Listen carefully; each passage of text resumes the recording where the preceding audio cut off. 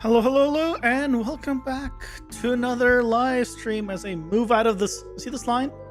See this line? It's a light line. I hate it. I hate it. It to be away from the line. Hello, welcome in. How's it going? Hope you're doing well. Man. It's dark where you are? Oh, you lucky bastard. I wish blinds that I had were good, but they're shit.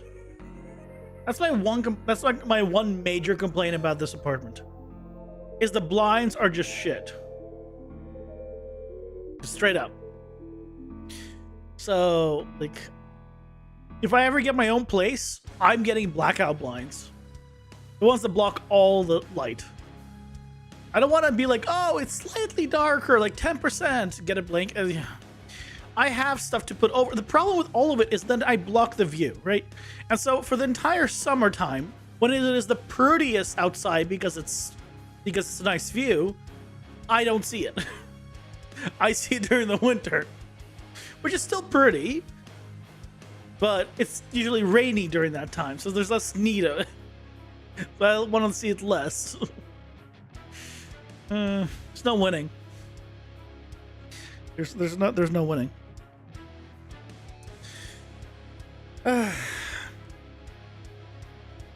Use push pins and pull it off during the night season. I have like a blackout like fabric paper, whatever it's called, with Velcro that I use. I probably need to put it up already, and I also probably need to turn on, like, set up the air conditioner again. Actually, I have a window open right now because otherwise it's warm in my room. Really, like, the thing is, I really need to just block it off, like, in here, right where the camera is. Right behind the camera is where the light is, like, in this area. And, like, I mean, if I moved to here, I wouldn't have this problem. But I don't want to face it this way, because this way it's not as pretty, and it's facing towards like a doorway, the bedroom, and like, nothing else. So it's better in this direction. So it is what it is. Yeah, effectively, I just need, I need to get one, like I would love to just have like one of this tri-stands. My god, I forgot the name of it. Today's been a day.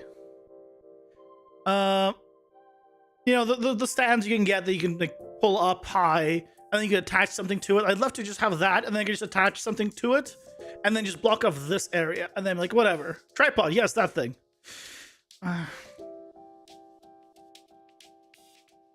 Yeah, tripod. I don't deal much with photography these days. Can you tell?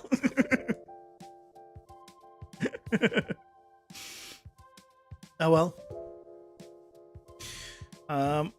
Yeah. Where's they are hard. Today's been a day. Work managed to give me an insane amount of anxiety unnecessarily. That kind of like soured the entire day, like hard. All because they just used the wrong words. Yeah, I have a job.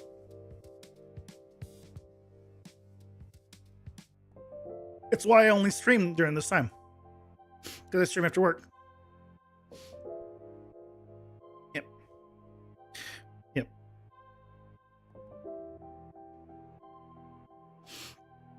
Yeah, so it is what it is. Anyway, I've been thinking about what to do for Sunday's video. And you try that you're not personable after work. Here's the trick. If you like your after work more than you work, then you become more personable after work. Right? No, if you do something fun after work and you just happen to also stream it, then you become more personable.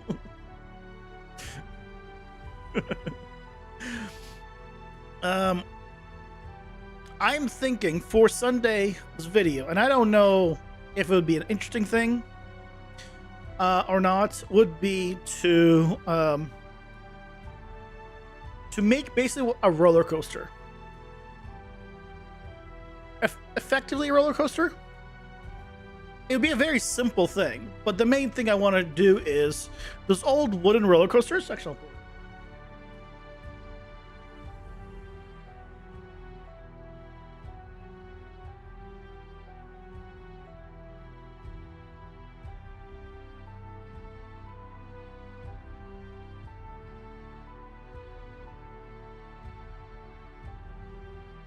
so these, right?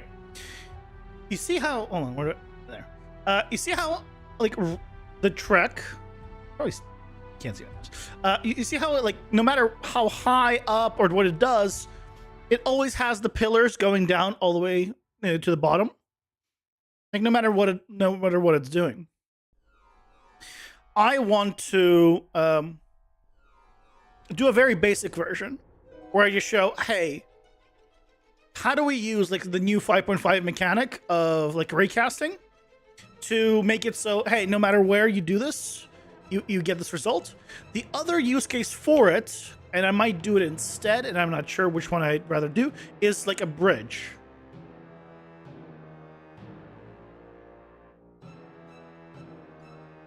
So, for example, I grew up in San Francisco. I'm going to go to a bridge. Example. Right, same thing. You can make this like right on a spline mesh. This is just a piece of geo. And then this you can make a single spline here and then have all of these lines like going up and down. I'm moving my mouse, but you're not on the right. But you can make all the like lines going up and down, right, on the bridge automatically. It's not hard. In 5.5, it's even easier. So I'm thinking either this or this. Effectively same result. It just one is from a spline and another one is from, well, actually, both of them are from a spline. I don't know. Maybe I'll do a bridge. I think it'll be cool. Hopefully people will like it. I'm probably wrong again.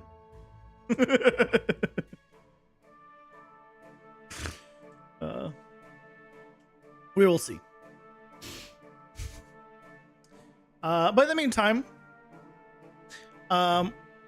today, we're continuing with combat and AI and all that good stuff. So, let's do that. Let's do that. Yesterday, right, we were working on projectiles. So you now have a regular projectile, a big projectile, which does considerably more damage. This doesn't do very much damage, but this does. Assuming I hit. That's the problem with this. But now we have this.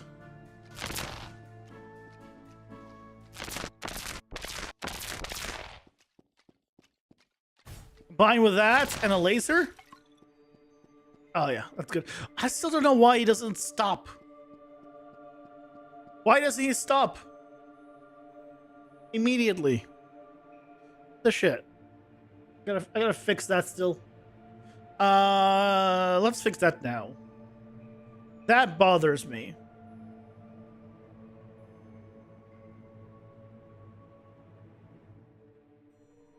That bothers me, so we're gonna fix it.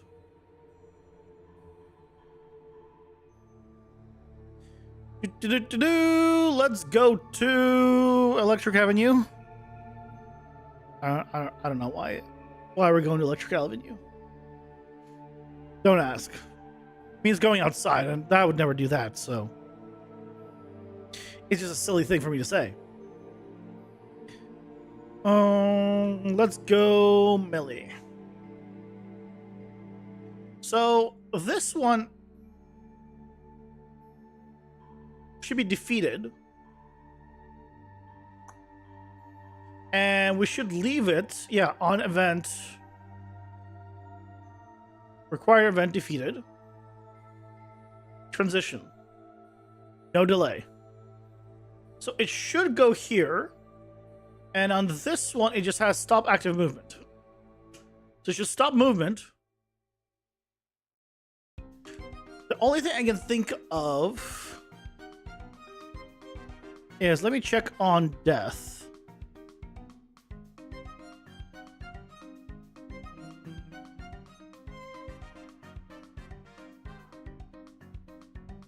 Are we immediately adding the tag that we're defeated?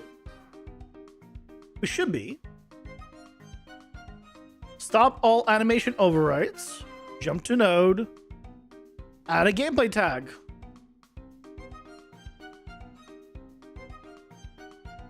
Yeah. We have everything. We don't need to do this gravity scale thing anymore. Hide health bar. Yeah.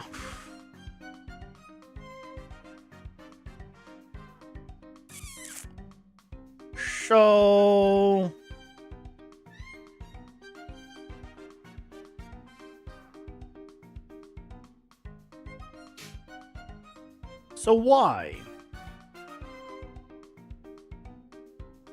I just have all animation overrides. You know what? I'm gonna also do stop active movement here. I shouldn't need to do it here, but stop all movement, or stop active movement, and I think we need to do AI controller and stop all movement, but we're not using the AI controller to move, so I guess get AI controller, stop movement. I'll do it all. Stop everything, please.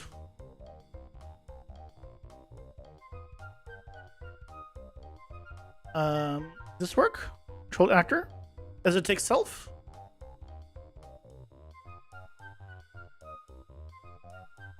There's no other one, so I assume it works. Controlled actor, I assume it takes self? Or I don't need to put it in self? It didn't complain, so I assume it's fine. Okay, so that means here we should theoretically be able to remove this thing. Because now it's just... Now it should be fine.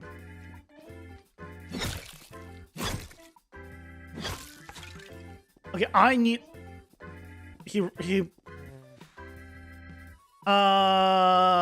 Why he rotate there? Oh, what was the error? Ah, crap.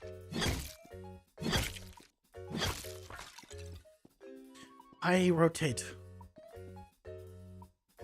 Actually, try to read property. Oh, so the get AI controller does not.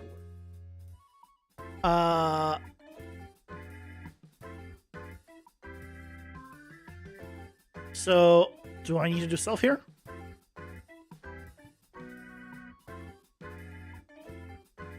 Let's find out.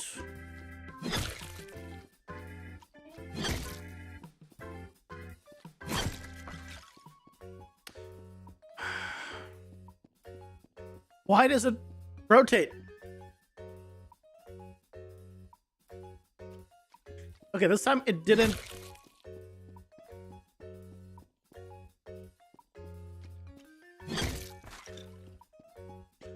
He continues to rotate towards me. Oh, is it because... Hold on, I think I might know. So here, we probably need to add a focus target.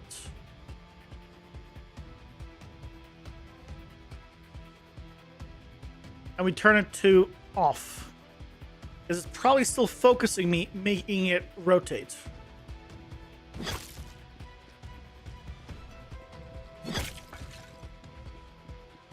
No, it's just rotate. Why is he rotating? What is making him rotate?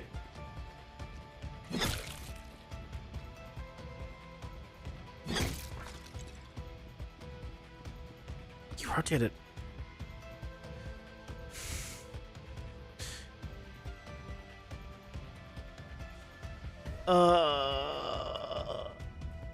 But why?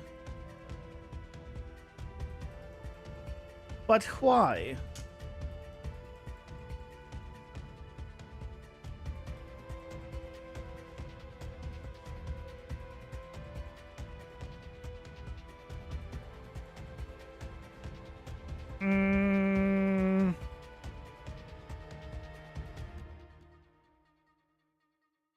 What is the secret to this?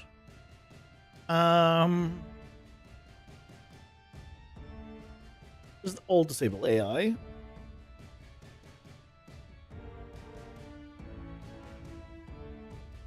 So this, what are we doing here? Yeah, we reset the canvas object. We have some stuff to do if it's a boss. Spawn the XP orbs. Yeah, check if it has no drops. Or not no drops, has drops. Check if it's a boss. And then we stop the logic. We stop the logic.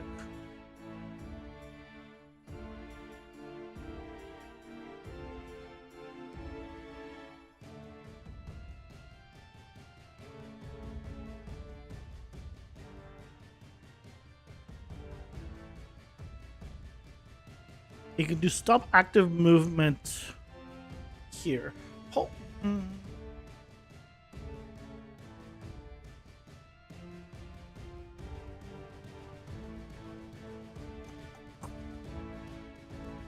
It's...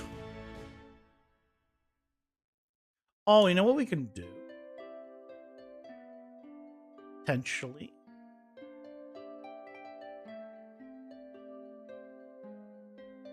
Just disable movement. Why don't we just disable movement? Instead of doing all of the stop active movement and all that, we just disable movement. And theoretically, that should do it. If we disable movement, he can't move. Right? Which hopefully includes rotation. Let's find out.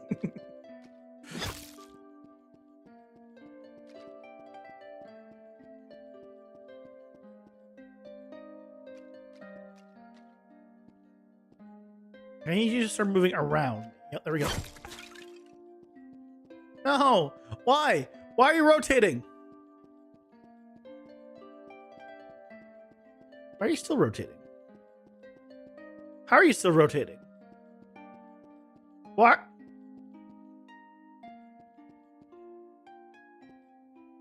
What? How? Why haven't you... What?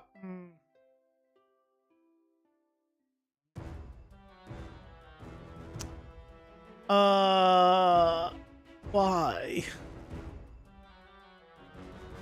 Focus is off. Hum.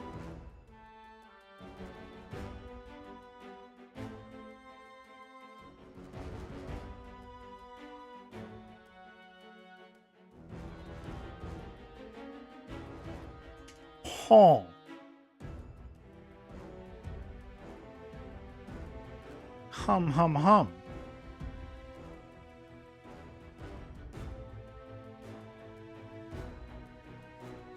How do we tell it to not rotate anymore? Rather, why is it rotating?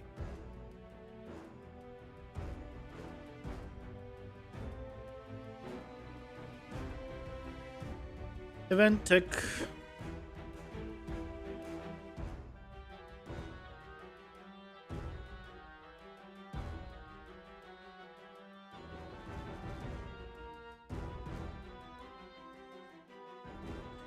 I think all of this check doesn't need to exist anymore. I'm pretty sure. So I'm not using check distance to target anymore. I have it set be sent to false here, but I don't have it ever set to true. So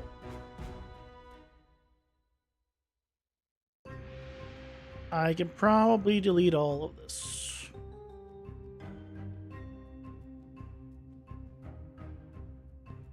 Let's confirm. Can he still attack?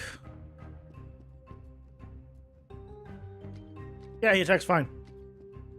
Okay. So yeah, we don't need that. New system works fine without it. Okay. Okay. So how he rotating?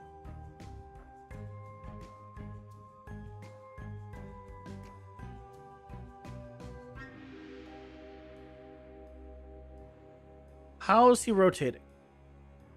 Is it because it's using use controller-based rotation?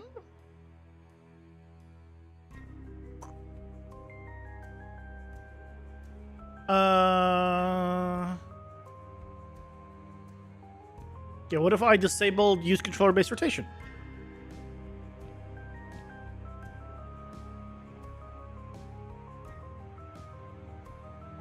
Set use controller desired rotation false. I'm just trying to figure out something.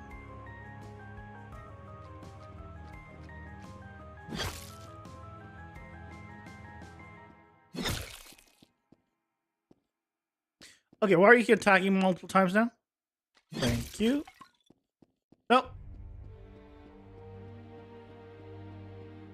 Also, why is he transitioning to a...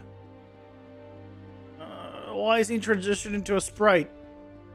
Like, so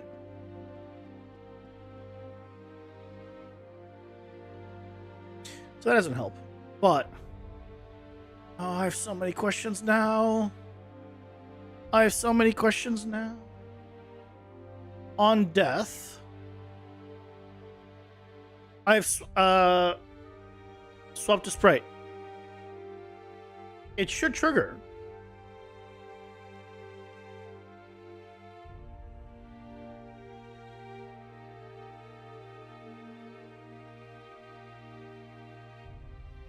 Swap to sprite right here. Not player controlled.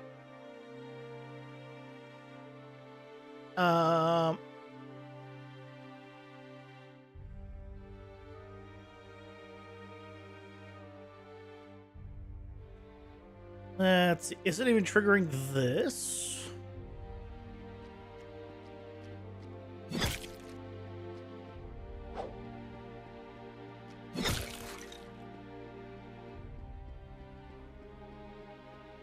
No, it's not. Wait, what the hell?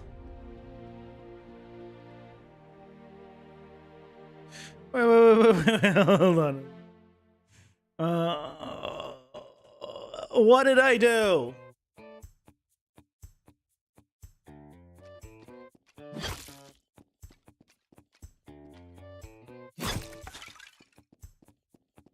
Okay, so it gets to this point. So it is getting here. That means it is getting here, and then this is failing. That's probably it. I'm guessing this is going to here, and binds to land a delegate, which never triggers because he's just floating. Is that it?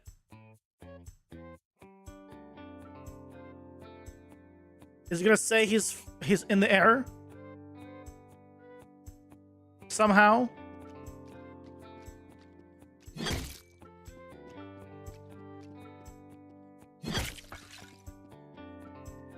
False. Even though it is very much true.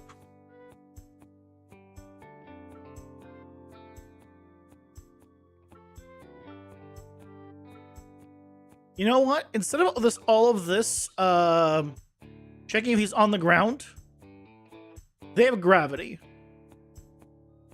I'll just do a delay. Instead of all of this, we'll just do a delay. After 5 seconds, wherever they are, they should have landed within 5 seconds. Do this. And then it should be fine. Because I don't...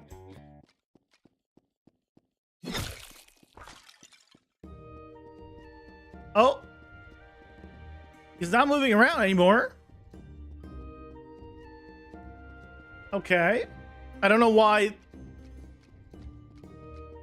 that would make an effect on it, but you know, let's see. You just move? Nope.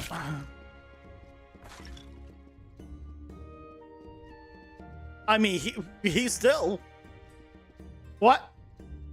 I don't know why it would have an effect. I love the little hop over. Thanks for coming quickly to me. Oh no, there he goes. There he goes.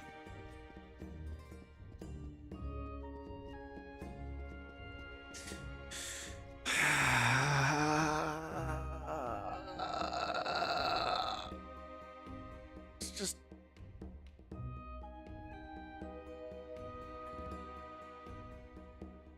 Oh, pain. What is causing him to rotate at all?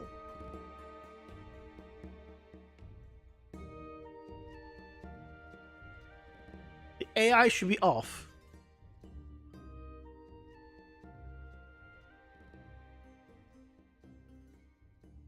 AI should be off.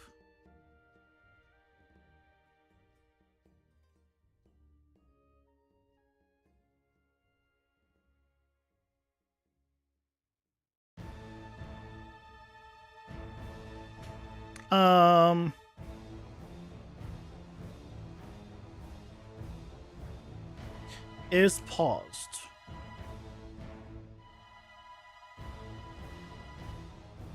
It doesn't have an is stopped logic. Stopped? No, it's paused, so I guess we're checking that. Hey, you guys, welcome in. How's it going? Doing well. You know, it's a day. It's a Wednesday. Okay. He's not rotating now. But also I didn't read the print string. What? Why is it rotating? What did it say? Did it say anything? Hold on a second. Is it not printing anything?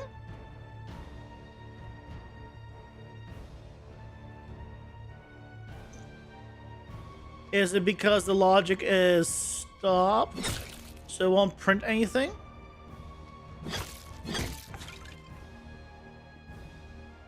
Yeah, it's not printing anything. If I do just hello, is it gonna print anything? Ads are here. Pausing for ads. Oh.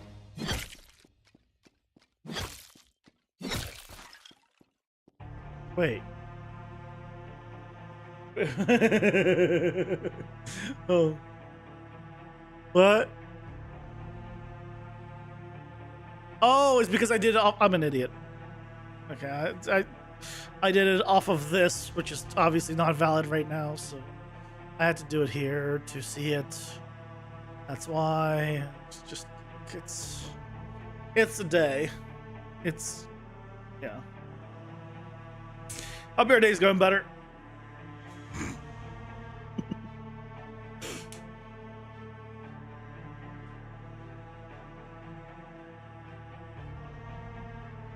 One of the few days I wish this was alcoholic.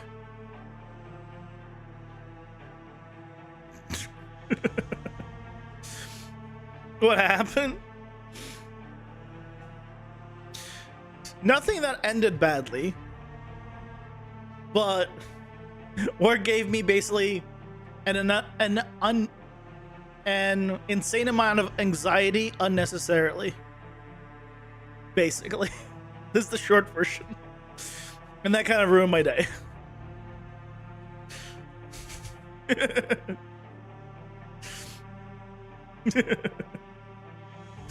In the end, everything was fine. And it was purely because they used the wrong words. Words matter. So, yeah. Kind of put a damper in the whole day. Yeah, so for sure. Definitely. that's the excuse they'll use. Or they can use. Oh, answer over.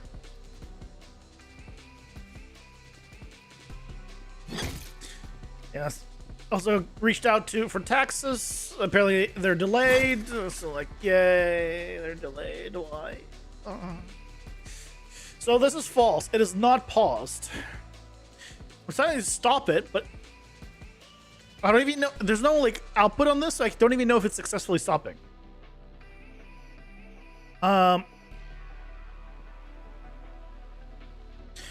Which is weird because there's restart, start, and stop. There is no pause logic.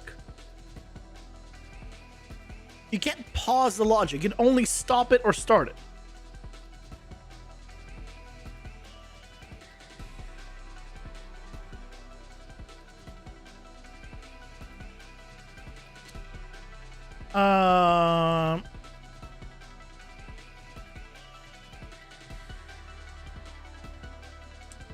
What?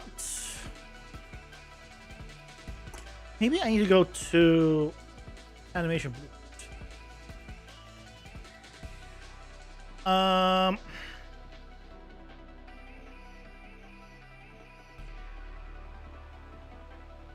God, this thing has like all the things open. Event graph has nothing. Anim graph has this. It takes the actor rotation. So the actor rotation should not...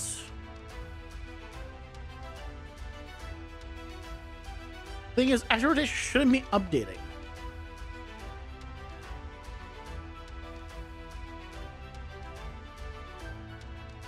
Why is actor rotation still updating when he dies? From what?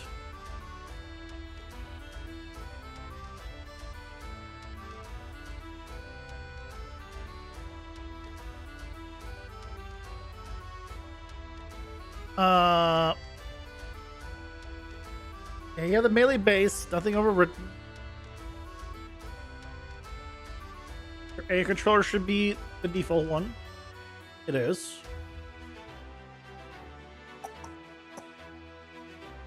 So...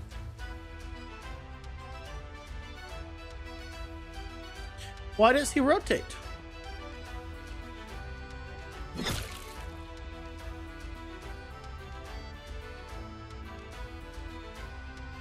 Okay, enough attacking. I want you to move.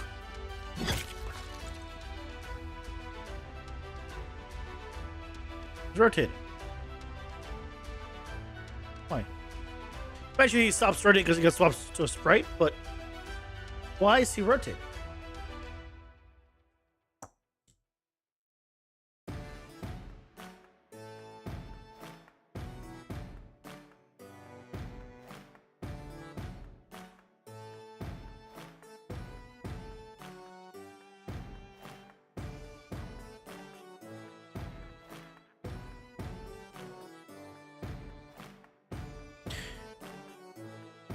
If I did a debug text, I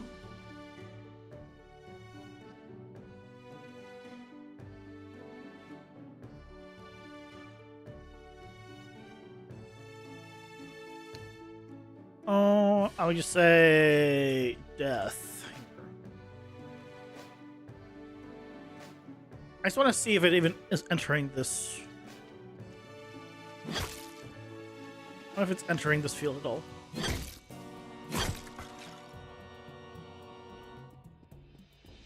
Wait, it's not? Hold on a second. Is it not transitioning to death? Hold your horses. Why is it not doing this?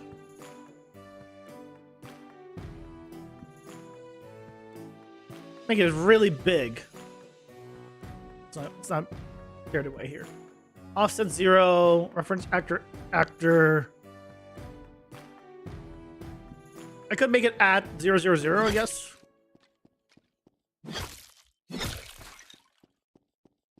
There ain't no... Okay. Okay. So that might explain a few things.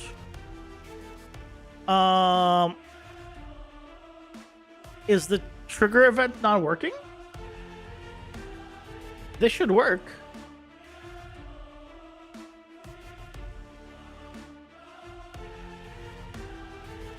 On event, required event, status defeated. Does this not work?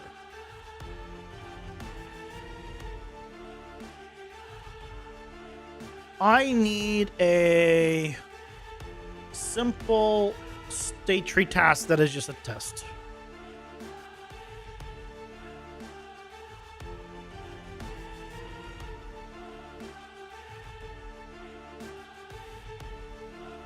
So I'm going to do a simple print string test.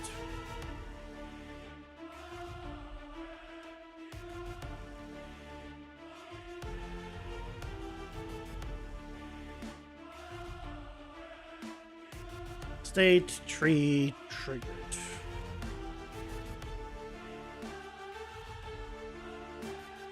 Just to make sure that like it's working at all and it's not like for whatever reason. Because the focus target doesn't exit. So it should never leave this.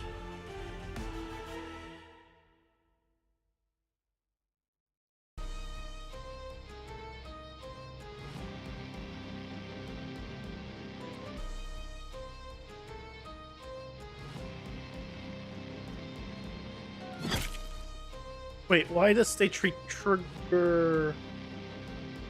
Oh, oops. I put in the wrong thing.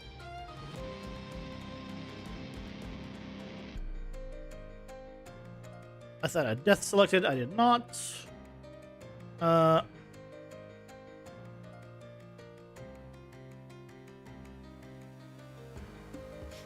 Okay.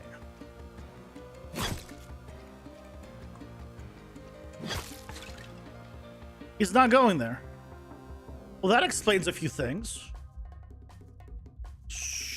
Why? It should... When this exits, it should go to... Copy...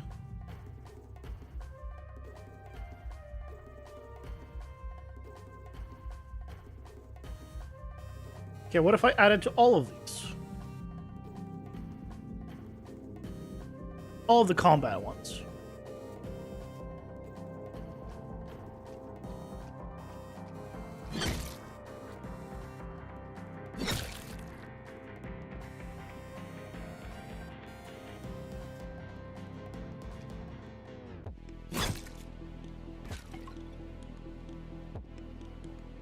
So was the event trigger not work? Oh, I understand what's happening. Okay, I got it. I understand because it's not a tag thing. It's a whole event. Right. I remember this. I think I figured it out. It's because here, before I stop the logic, send state tree event, because it's not actually listening to anything. It's just specifically you have to create it. I'm pretty sure. I think that's why. It's our first time using the events, so you'll have to excuse me. Tag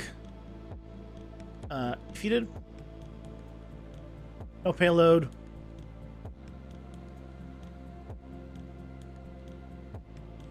Death sent the event. Is death. Death incarnate. They've sent the event. They've come for your soul of the skeleton.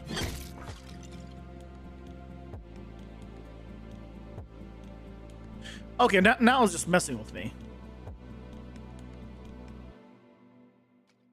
it.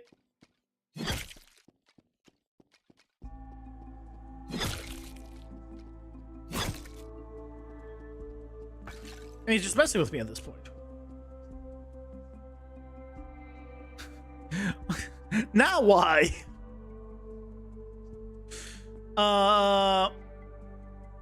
Okay, what if I don't stop the logic? What if it's continue the logic but go to this? So it's probably not triggering because of that.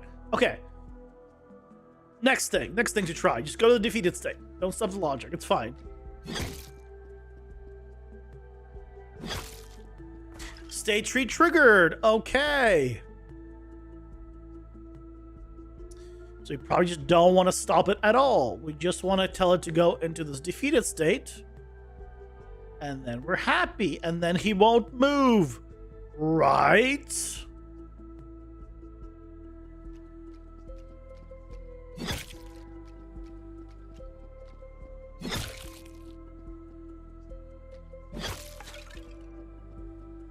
And then he doesn't move. Right. Okay. Figured it out.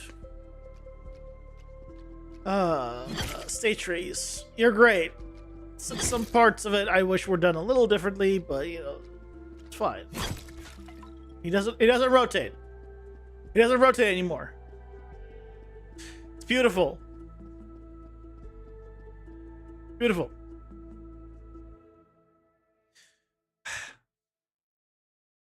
I'll keep the print string just in case we ever need it, but I don't need it, of course.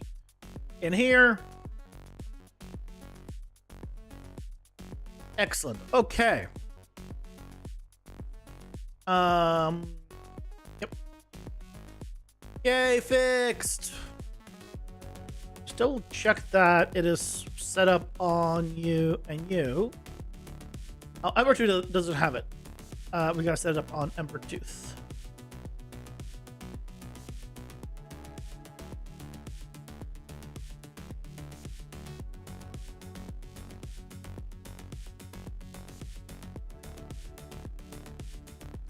So death,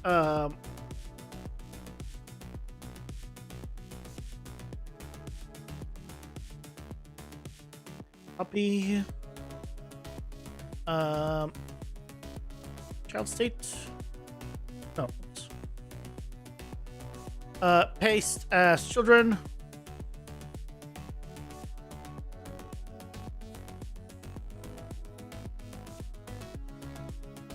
Oh.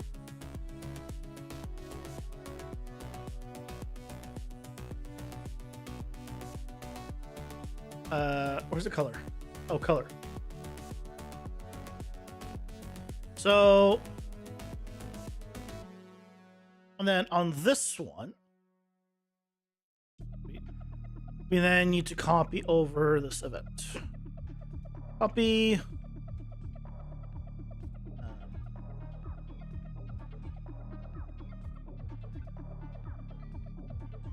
Death. Excellent. And each one of these will be... I mean, I could probably put it on root. Oh, hold on. Before I do it on all of these. Can I just put it on root? On event death. Just transition to death. Because that would make it easier.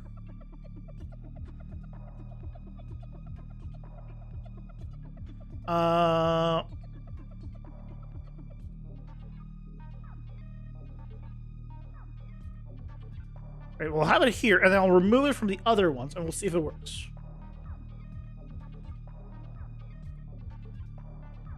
Because if it does, that makes my life a lot easier.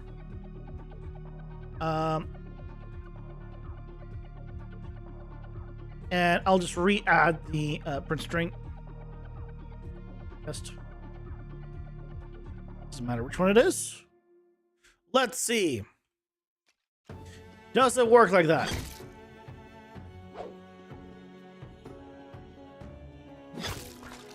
Stay triggered. Oh, hell yeah. Oh, that's so much easier. Okay. Sweet. I am glad. So that means instead of having this event on all of these, I just delete it from everywhere and just put it on top. And it's going to be our one conditional. Actually, we can put our conditionals on that if we really wanted to, on the root. Because it's sub, for subgraphs or whatever we want. As long as it's event-based, we just put it on root. I like it. I like it. So we have melee set up now. Your setup. And your setup. Yay! We fixed it! Dear God, look how bright that is and look how dark I am now. Welcome back, Stormrun. How's it going? Hope you're doing well. You ran away yesterday after I showed you the camera stuff. You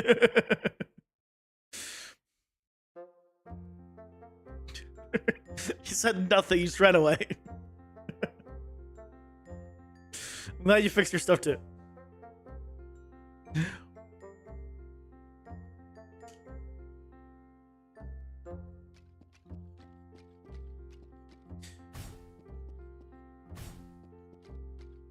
So I want to increase the size of the projectile. It's a little hard to hit. I think I want to increase the size of the projectile. And I think I want to increase the sizes to hit, basically. I might not necessarily... Maybe I won't increase the size of the projectile. Maybe I'll just increase the size to hit. But I think I definitely want to increase the size to hit. You let your cats watch sometimes, so they change the channel to SpongeBob a lot. I mean, I get it. You know, SpongeBob is awesome. I don't blame the cats.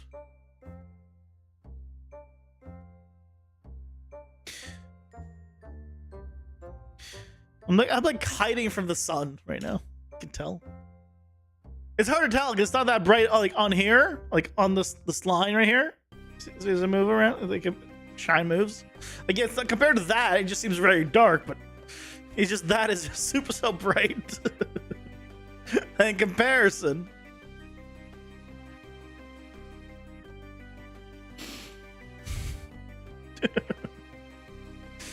Oh, I hate the sun. I hate the sun when it goes into my room. I should clarify directly. Yeah. You thought I was near you? Your area of the world? There's no sun here, though?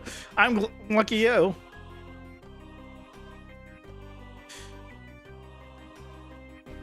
Where did you think I was, Stormrun?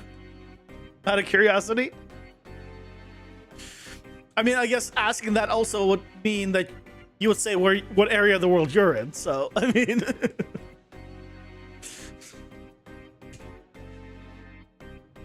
Yeah, I'm in Canada, but Canada's huge.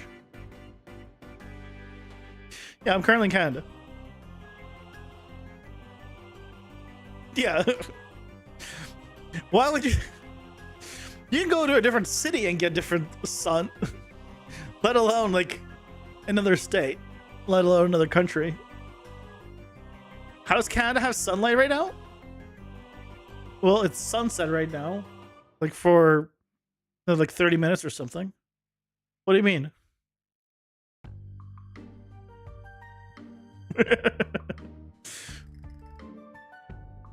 I'm further north. Keep that in mind than you. Like, did your sun already set? Is that what you're saying? No, it is directional. It is like straight, like from the window. It's like almost straight, like across. That's why the shadows are like very linear to the wall. Yeah. If I like stand like in the bathroom, because and I have like the door open to the out like to the window, my shadow's like perfectly an outline of me just there.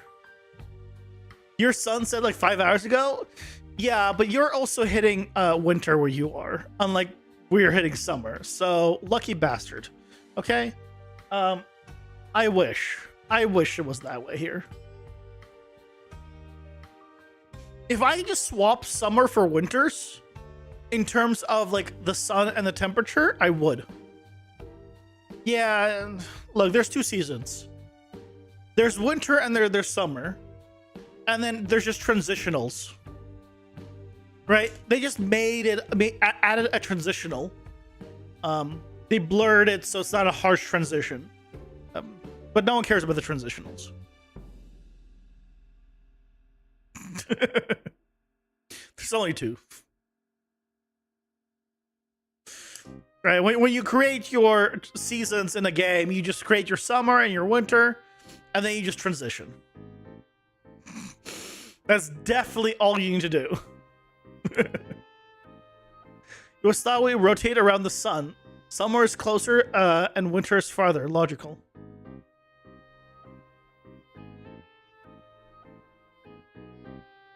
Summer is closer and winter is farther. Farther. What do you mean? Summer...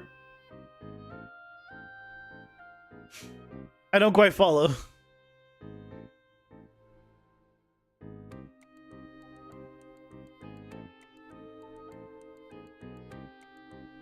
What you talking about, Willis, is basically what I'm asking you.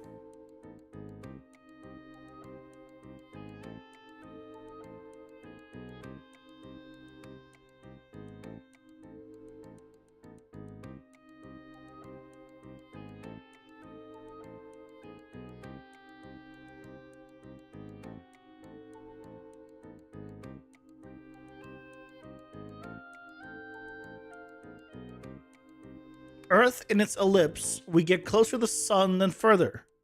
Yes. Yeah. But like during, when it comes to the winter time, since I'm further north, right, my sunset ends up being earlier than your sunset. So I wouldn't be surprised if my sunset ends up being later than your sunset at the current moment.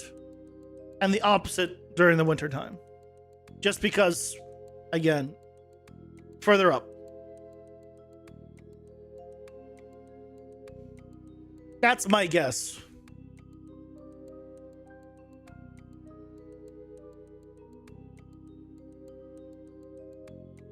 The sun is probably bigger. Yeah. We scale our sun. Refraction of air. Refraction of air doesn't change.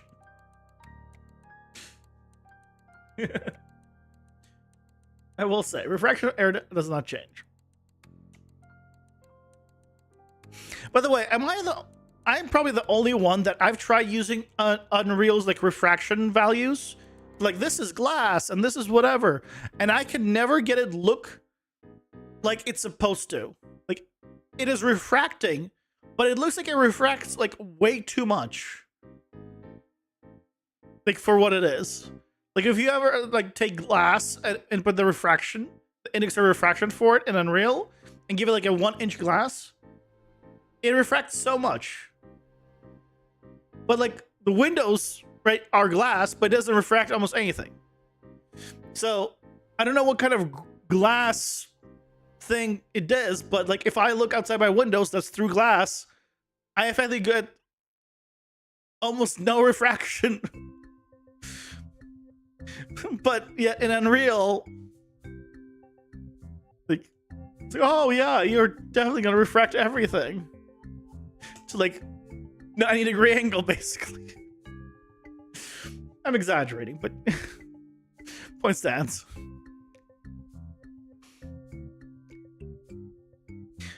You found a glass material and changed the color. Congratulations. Did you make it shit brown?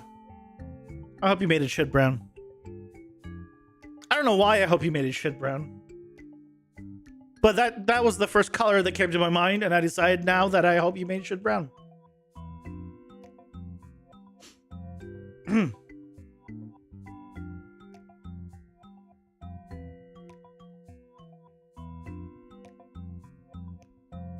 This is 2. This is 0.5. Let's make this 1.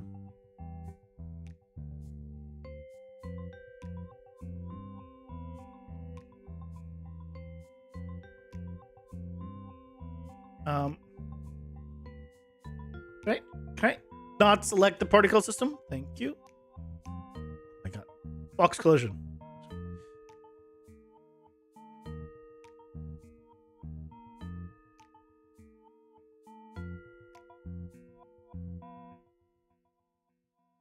Increase that. That's better. And we'll move this forward.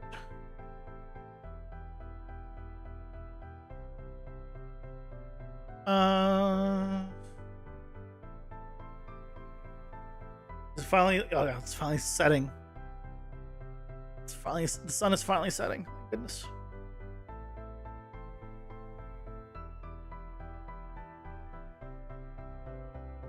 Okay. Let's try that. You got some strange effect to where the object makes emissive light or something, but there's no emissive pin. You got into the room with a glass object and there's light everywhere you move. Well, that's probably because it's scattering light from inside the glass. You want my particles? If you want this is from Paragon. Yeah, this is from a Paragon character. It's free.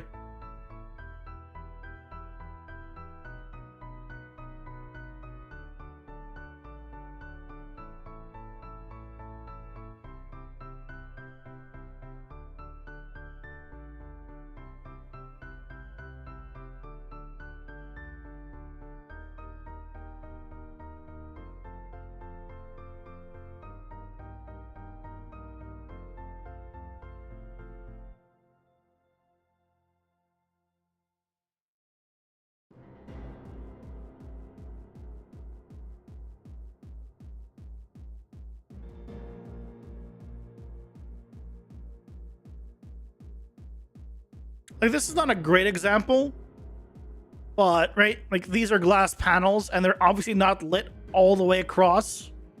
They're lit in stripes, and they just, the entire thing glows.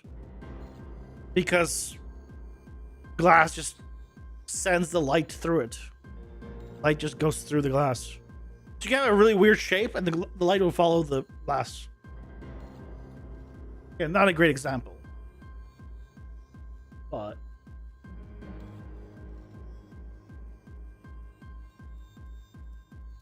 hard to... I don't know what to search for specifically to find what I'm looking for.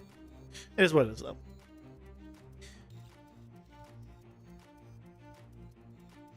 Ads are here. Nope. Pausing for ads. We'll check the size of the effect after the ads. So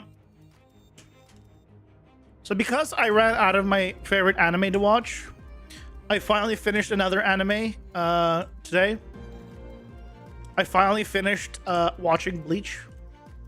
The original Bleach anime. Skipping all the filler arcs, I should point out, which is literally half of the entire season. Or all the episodes are filler arc episodes. Jesus Christ. Which is why I quit watching it originally, because I got tired of all the filler arcs. Have you seen Stone? Yeah, I watched it all. The ending was... I'm sorry, the ending was shit.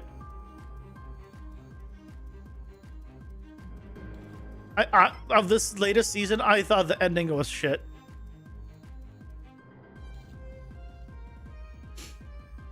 I didn't like the ending. So, there's that. It's... The first season was really good. Yeah, I'm not gonna spoil anything, don't worry. The first season I really liked because it was the most stone worldy. Second season, they kind of went like a jump forward in technology, and third season is a more jump forward in technology. And I don't care much for like newer tech just being done in a newer way. I really enjoy, like, as you say, you know, future but past, where it's, you know, futuristic stuff but done in a Stone Age or done in whatever, like Horizon Zero Dawn. I absolutely love Horizon Zero Dawn, right? Because I really like the fact that it is futuristic but it is also primitive. It's a nice combination of both. They don't have tablets, right? They don't have, and I'm not saying this happens in Dark Souls, I'm just giving an example, right? They don't have like iPhones or iPods or whatever else. Like, right? They just have, you know, the little speaker wiles like in the first season or whatever it was, right? That's the kind of stuff I like. So season 3 was a little bit disappointing, and the ending I really didn't like. I'm not gonna tell you why. Watch it. You'll probably understand why I didn't like the ending. You might still like it, but maybe you'll probably understand why some people might not.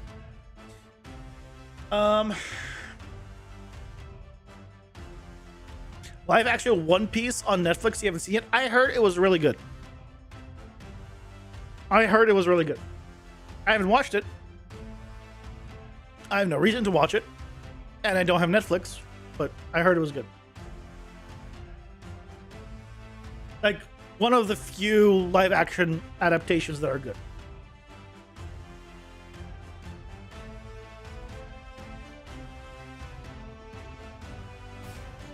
Oh, that feels better.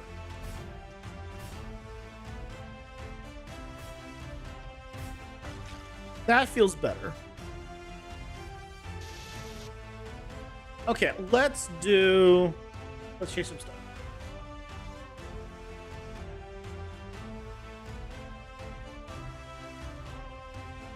I will let you get my Netflix? What? No, I don't watch movies. I don't watch TV shows. Actually, there was one movie I saw less than a week ago that, yeah, of course you do. There's a movie I saw less than a week ago because it was actually advertised to me on YouTube Shorts enough times, and it was an interesting enough premise that I watched a few YouTube Shorts, and then I was like, you know what? If there's a free, like, online place to watch it, I'll watch it. And there was on the Internet Archive, out of all places, had a version to watch it.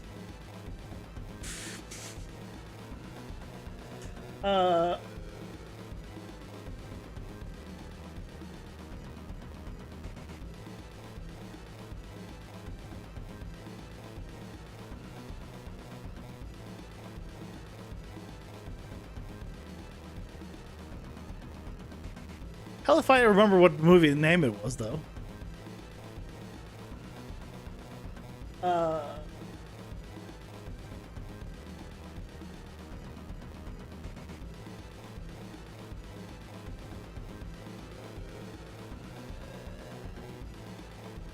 History.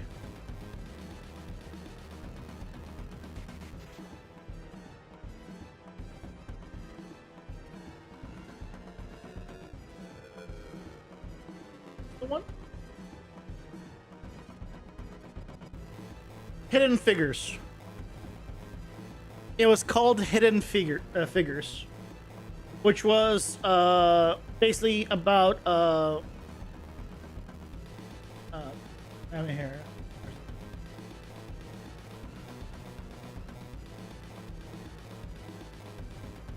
I'm gonna do a terrible job of explaining what the hell it is. Where's the description?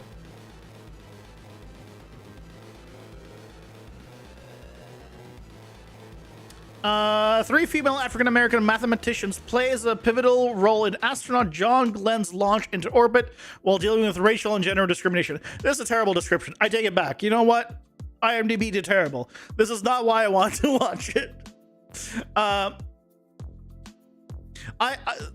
basically the main character. This is just the main character.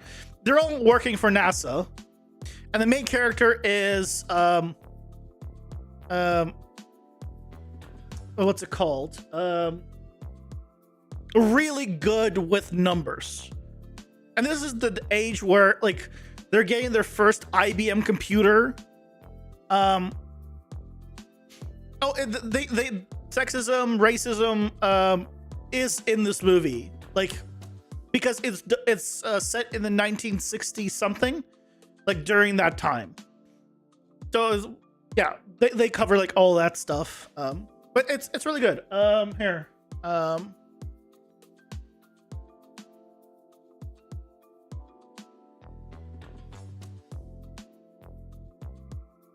Man, it would be a shame if somebody had this movie on the Internet Archive available to watch, and linked it in chat. That would,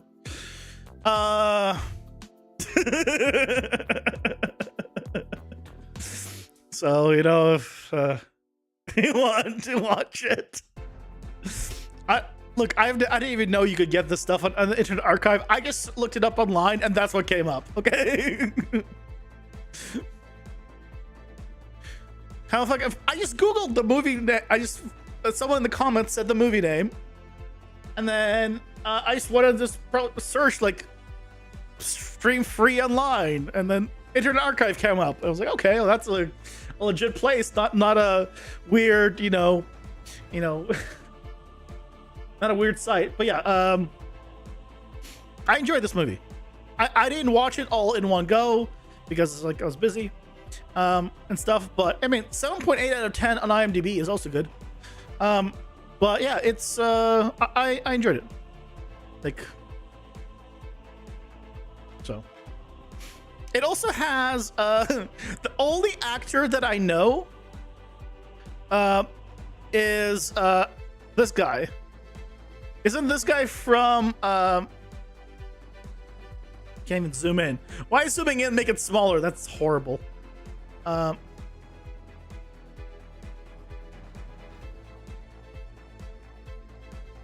can do this. Hey, DJL, welcome in. How's it going? Hope you're doing well. Isn't this guy from that TV show, the science TV show, that I forget the name of, but this guy, Sheldon. Yeah, this is Sheldon. No one else on here I've ever seen. I just saw. Really, it's your daughter's favorite movie. Yeah, that's the only guy I was like, oh, I recognize that face. No one else I know. I don't watch movies or TV shows, so I was like, okay, you know what? Sheldon's in it. I'll watch it. Yeah, I was mentioning that I saw this. Just like probably a few days ago, less than a week ago for sure.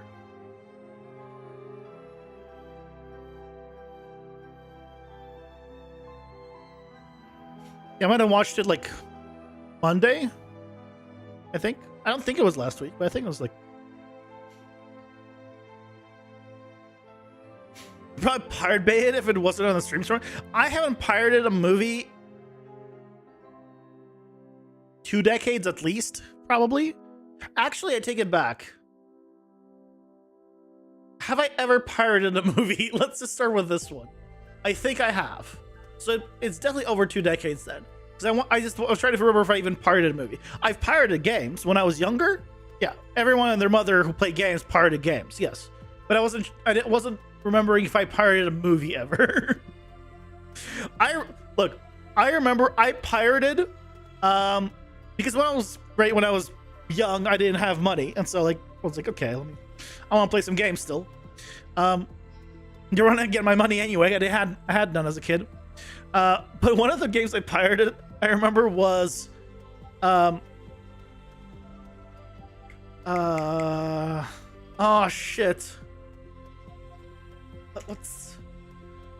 What's the Wolfenstein? Not Wolfenstein. Duke Nukem Forever.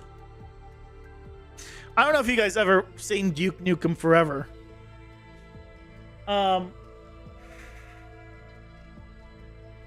Like when it came out, it was in production for so long. Um, but dear God, I didn't play it for very long. I played for like an hour and then I quit. It was so bad. uh,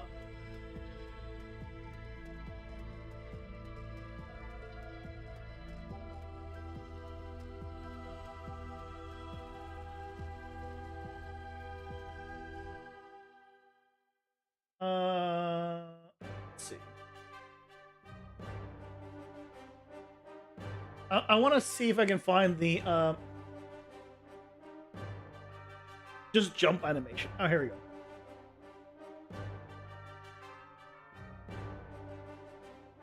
This is shit quality, but let's see if I can find a better one. Yeah, okay, that's good.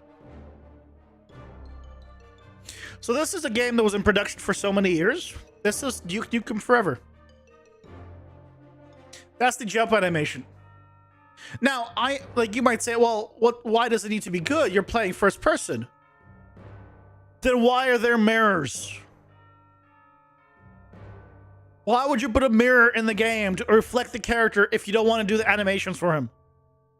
And if you don't see the animations, why are his legs even moving? Why have anything move at all? You don't see it. It was such a bad game. Like, holy shit. When we first started stream a year or something, you thought I was Leonard from that show? How do I look like Leonard?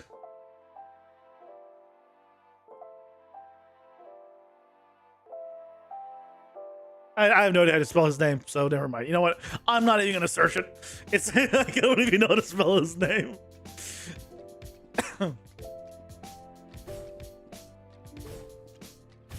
Yeah, that is a lot nicer of a hit. That is a bigger hit. Yeah, okay. So let's just try multi-hits. How's that look? Oh, that feels a lot better in terms of size. Obviously not as good as that.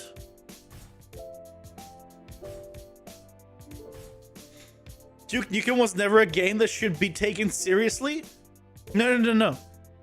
That wasn't the problem. The problem was the game was shit. The game wasn't fun. That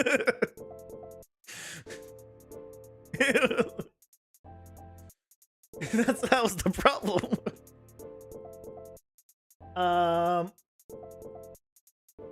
Don't worry. It's currently 75% off. It's 75% off, don't worry. You can get it now for $5.49 Canadian.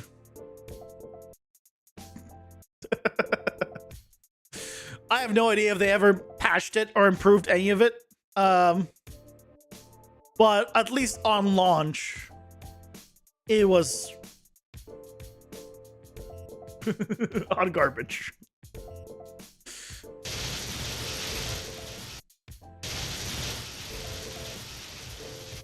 Okay, so I like this, but I want to increase the radius, right?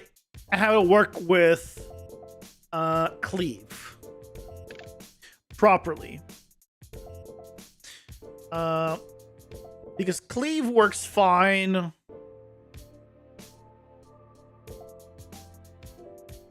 Where the hell's cleave?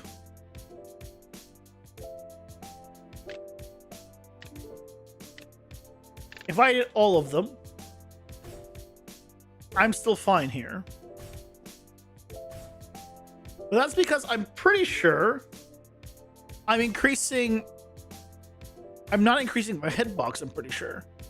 I'm increasing the damage area. So let's see. Hey, Andrew, welcome in. How's it going? Hope you're doing well. Because if I go to the base,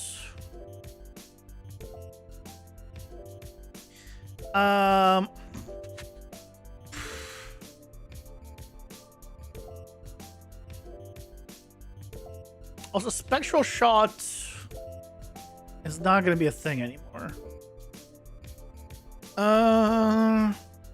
Wait, is this, do I have spectral shot still here? I don't think I do, right? I think I removed it. I just haven't removed it from the projectile section.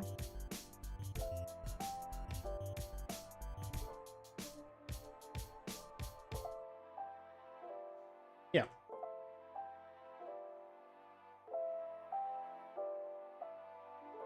So we can kill this.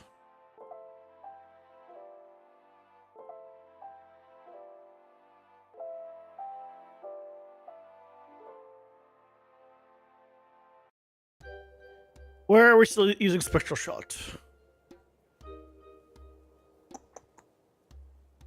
Here. As long as it's well, I don't care about not spectral shot.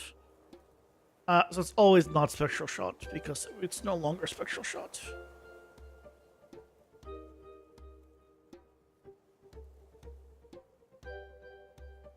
So we're good.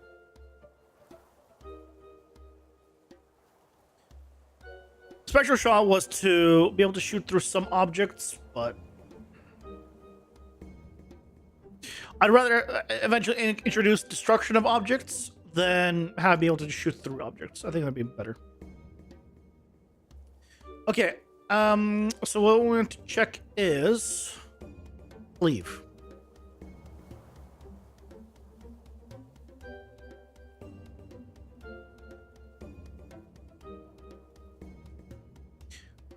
Which does the trace. Now it does the...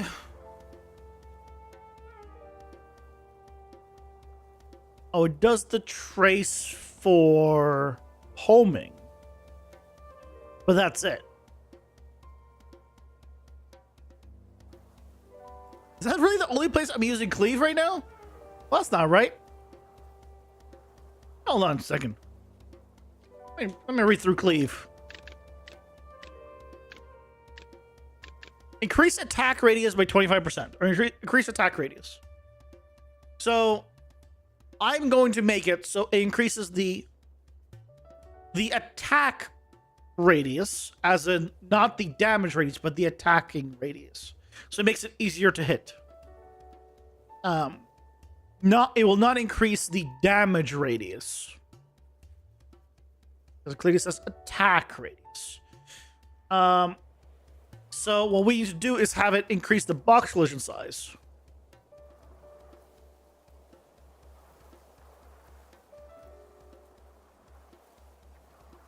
So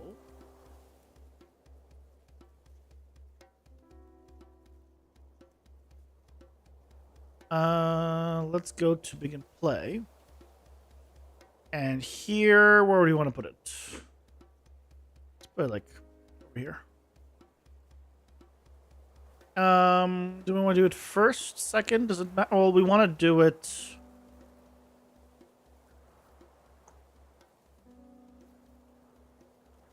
We want to do it first. So definitely want to do it first. So let's come over here. Cleave is going to be a percentage, so we want to divide by 100.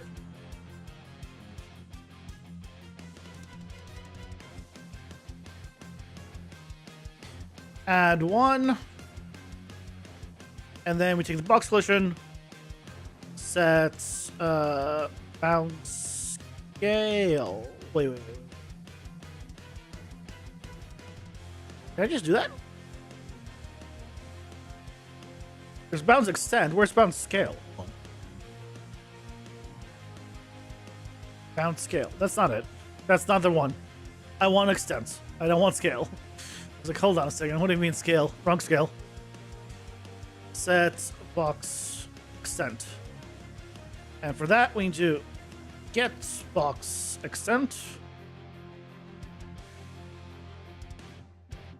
And then multiply it by this.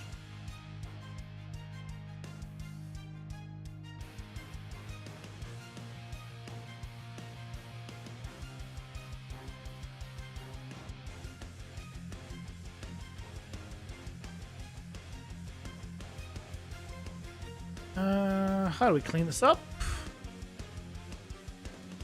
Can we clean up a little bit? I guess it's not great. It'll do. It'll do. So this will increase the extent of the box, which is good. I'm going to make it not hidden in game, so we can see it and make sure that it's actually working. Also, you go away.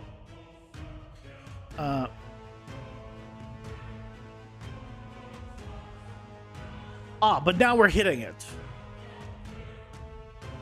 Okay. Why are we hitting it? Oh.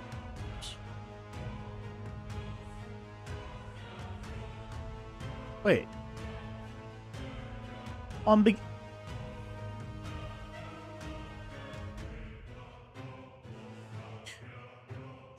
Oh. Wait. Hold on. What do you mean I can't get game mode reference?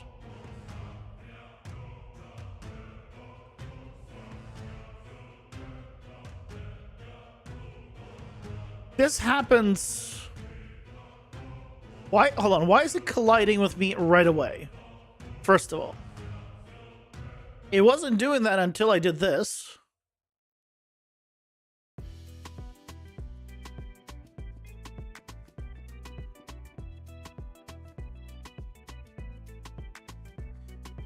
Okay. So a print string. Cleave should be 0 right now. 0 divided by 100 should be 0, plus 1 is 1. So box extent should not change effectively. Why is it changing? 0.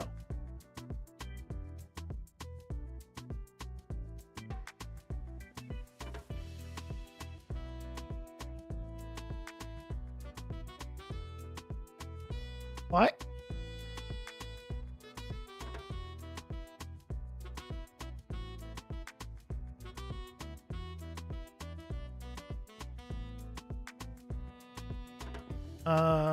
Give me back the print string again. Give me this value. Why are we exploding in ourselves?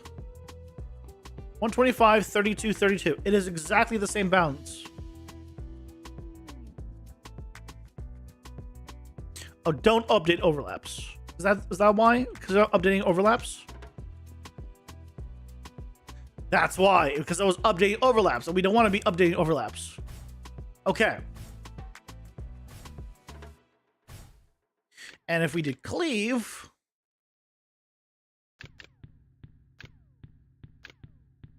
all of them. Oh my god, do you see how thick that? You see it might be hard to tell. I don't know if you can tell how big that has become, and that's great. I want that. It becomes a lot easier to hit. Okay. So if you go all of them, it makes it considerably easier to hit. So now we can test this. How easy is it actually to hit? Let's get our test dummy back.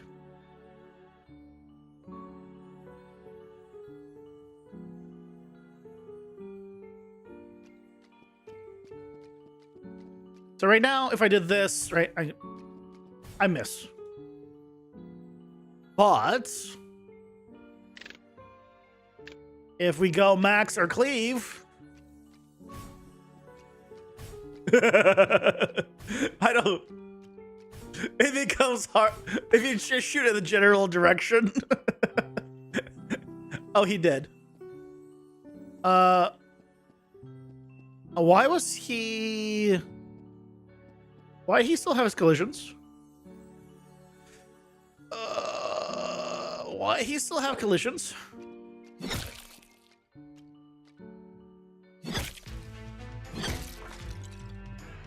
What? Why he still have collisions? Oh, it's because... Oh, I know why. I know why. Okay, so on death...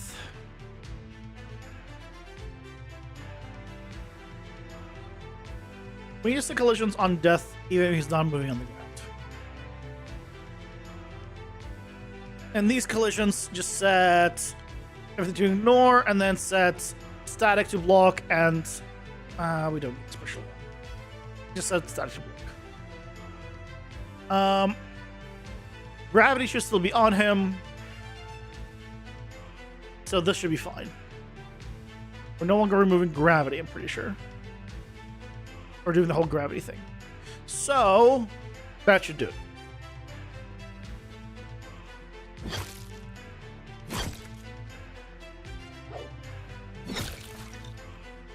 There we go. Now we can walk all over him. Yay!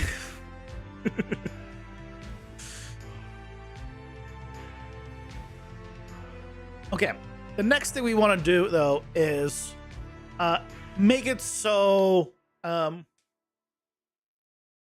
we need to make sure that it works with the laser as well.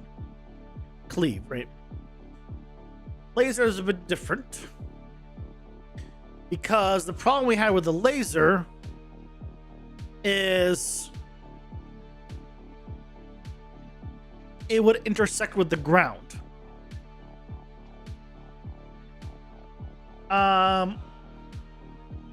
So what I'm going to do is take the laser wherever it is and also move it up so it doesn't intersect with the ground as we increase the radius. So it'll be I feel a little more powerful, but it's fine.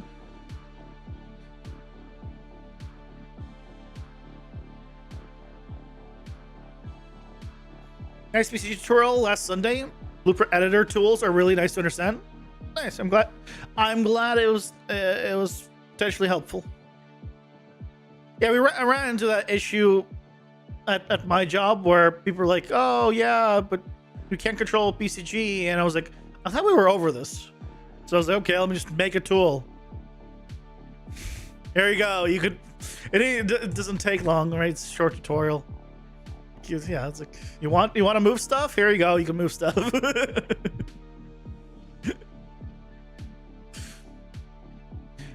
No one communicated to me that this was still a problem, so I didn't make a solution earlier.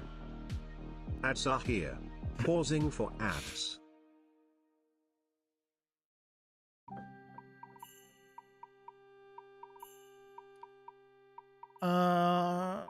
Okay, we're gonna need to, after the ads.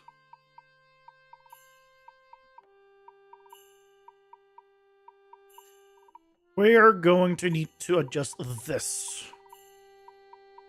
This is what we do adjust.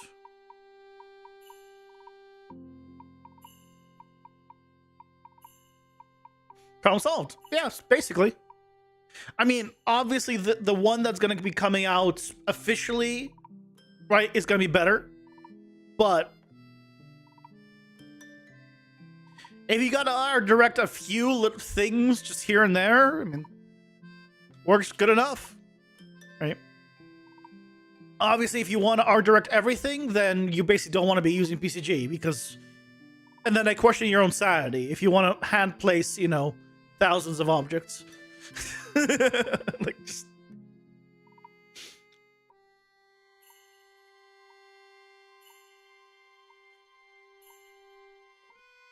Yeah, an environment I'm currently working on. There are somewhere along the it's a better solution than the one you used. What did you use? There's an environment I'm working on that has like 30,000 plus objects roughly. And then, yeah, they're like, oh yeah, we want to be able to, you know, move every individual one, you know, in case someone asks to. And the whole, you know, I don't know whatever happened to layouts being, you know, one of the first things that gets, approved in a process. But, spline plus tags. Oh, you do like removal tags and kind of stuff like that. And then you remove them and then you place a manual one yourself. Is that it? Yeah. When you have to do a bigger area than like an individual one, that is a better option, right? If you want to remove like a certain area and then do and put a chair there in the middle, right? You can. That's the better way of doing it. But if you're doing individual stuff, then yeah.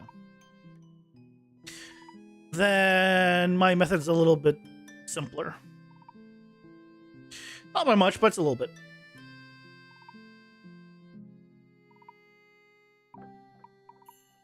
Let's do... Okay.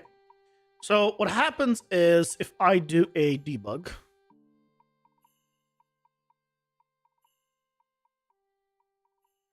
We're going away again. And we shoot a laser, right? We're good.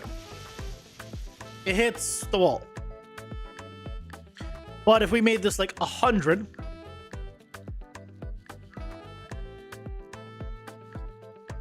Oh. Then it hits the floor. We don't really want it hitting the floor. So we gotta adjust that. So what we need to do is get you. Get AC abilities.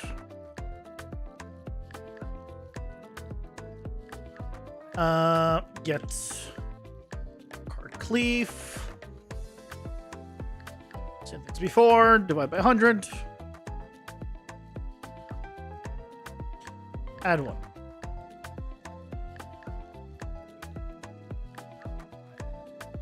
And then we want to multiply this by 50, which is what I currently have. And then we go in there. Now, I have cleave as a thing. Where am I using cleave right now? Yeah, I have this.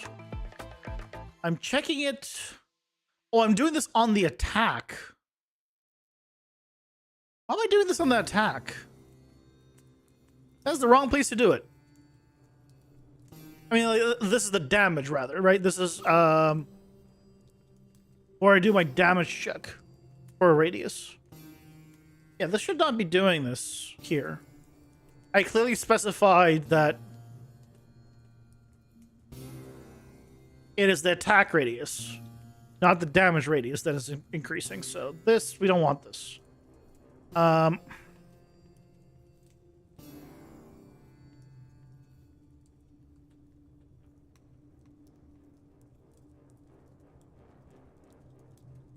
Which probably means we don't need this at cleave. We don't need to check for that.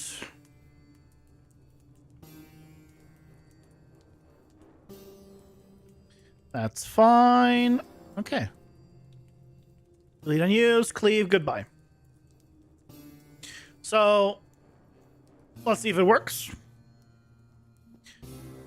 So, first of all, yep, that's our normal one. And then we do cleave, let's just do 75%. And we're hitting the floor. Okay, but it's working. So now we need to just offset the start and end based off of the cleave.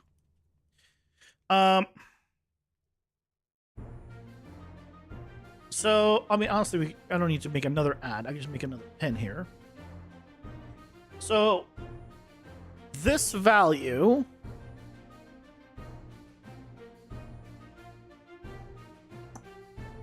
this is the amount we want to offset it by. If we're increasing this 50 times this, we want to offset it by this, right?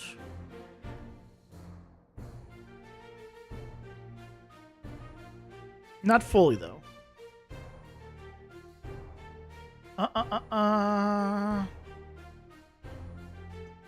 1.5.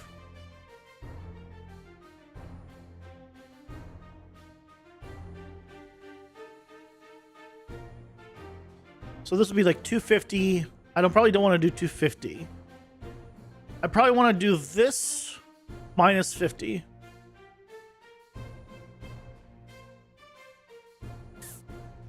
Or so. Let's see how this is. You know what? We play for after that. We adjust after. You could do math and figure it out. Or you could put a number in and just see and use trial and error. I am lazy. Trial and error.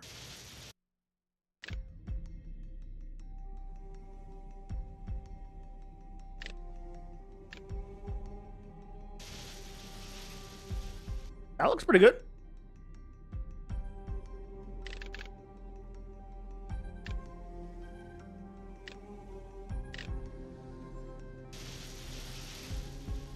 I mean, that works great. That worked perfectly. So now it hits and a much, narrower radius, or a much wider radius. The problem with the laser and the projectiles is it doesn't actually increase the size of the projectile or the laser, and I kind of want to. Now I kind of want to. Just confirm one more time that it's working. Fine. And if I do the smaller one, smaller cleave. Yep. Also fine. Oh, and also. Ooh, okay. This is going the wrong. Oh, now it's going the right angle.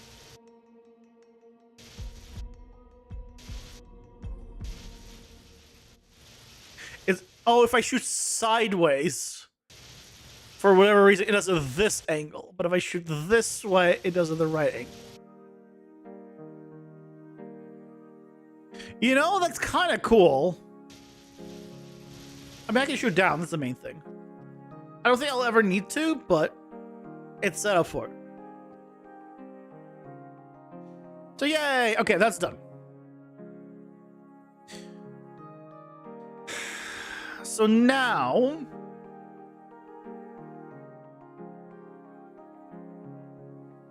here's the question I have. Can I make this just bigger? Actor scale. Say World Scale 3D. Will it work?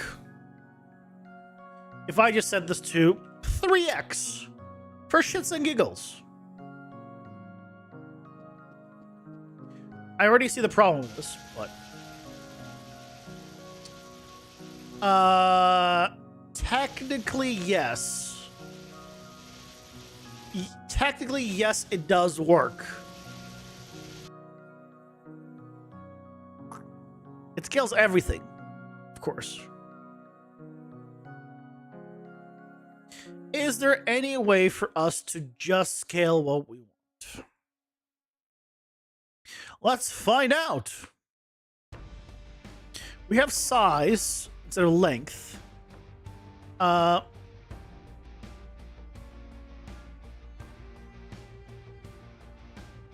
Moving around in Niagara is... Why does it use the just WASD movement that we're used to? Why is it some weird movements for this? If I made the size to 5. Ooh, the size gets bigger. Okay, so it also does the length then. So it gets bigger, but it also does the length. Okay. If we change just the width. Oh. That's what we want to do. We want to modify the width. Okay.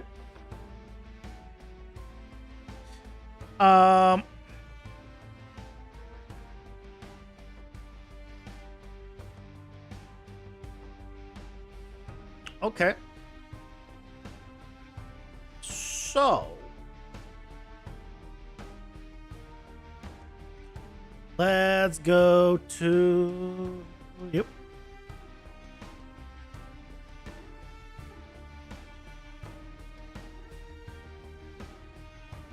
Oh, this is an explosion. No. We don't want to do it here. We want to do it here. We're about to make this thing bigger. The thing that bothers you a lot is the lack of shadow with Niagara. I mean,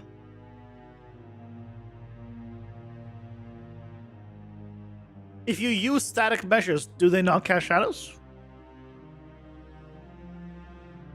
I'm pretty sure you can have shadows in Niagara, no?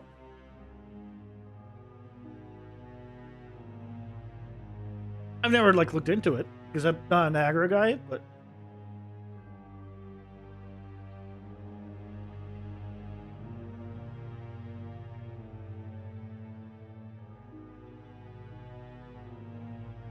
if you use meshes, I think you can do it, assuming they're not translucent.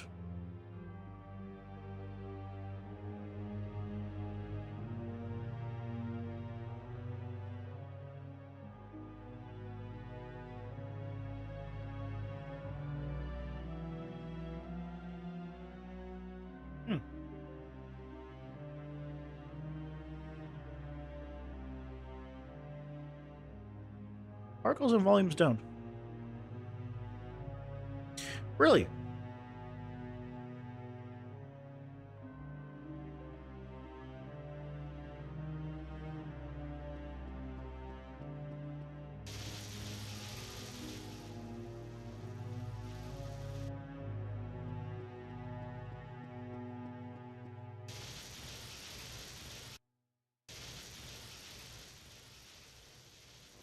That doesn't work with the little point thing, but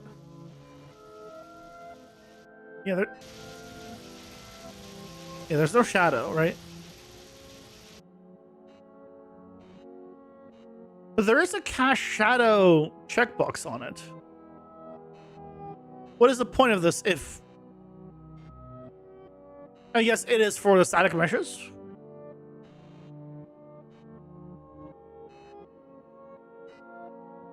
Probably. It's a hoax.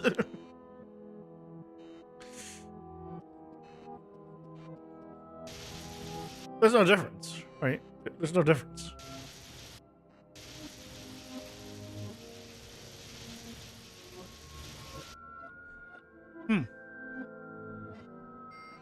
Yeah, I don't know what this... What does this then do?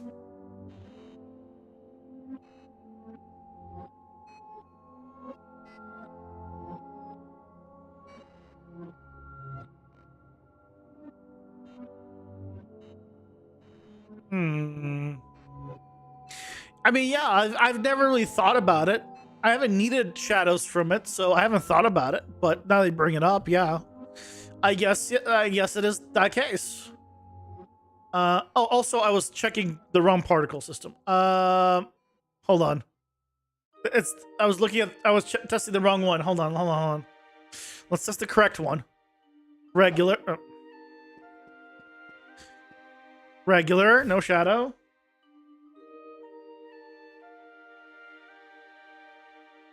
Turn that back on.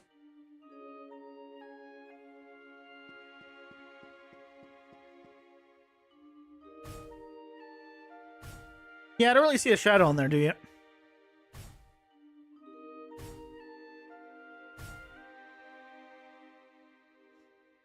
Did I? Oh, I didn't make these, so I have no idea. But an unlit object should still cast shadows. And welcome in, Kingdom Hickory. How's it good? I hope you're doing well. Like, an unlit object won't receive lighting, or won't receive shadows, but it will still cast shadows. Last I remember. Me? I didn't shoot at anyone. No, no, no. No, I'm the one who's learning information about particles.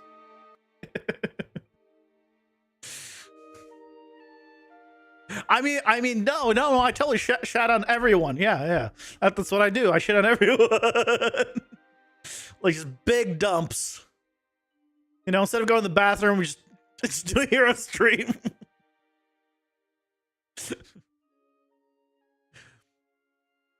Yeah, no idea about the checkbox then. Good. Let's go to the laser beam.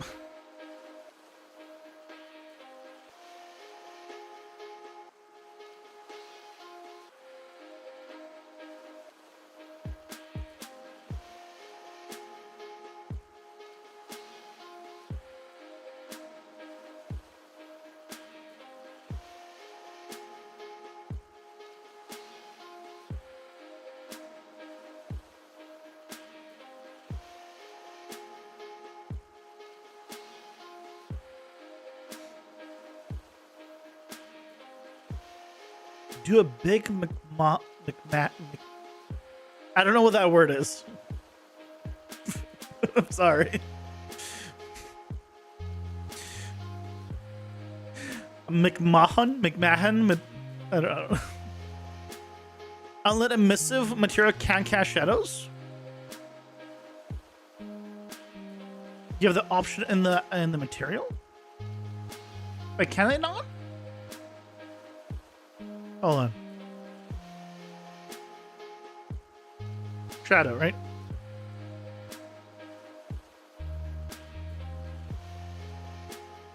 Unlit. Ta-da! Still casting shadow. Okay. Unlit materials can't receive shadows, but they can absolutely cast shadows.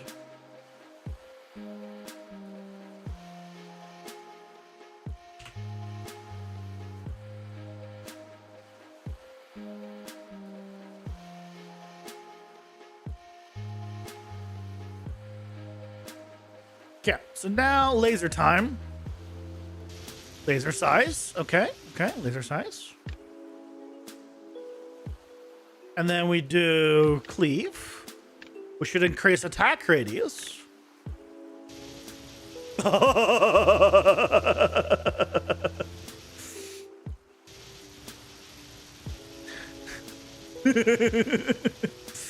I mean, that's pretty cool. I think we also want to increase the size here of the target at the end.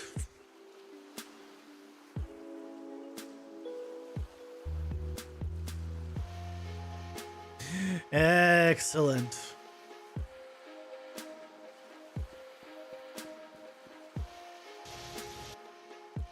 Oh.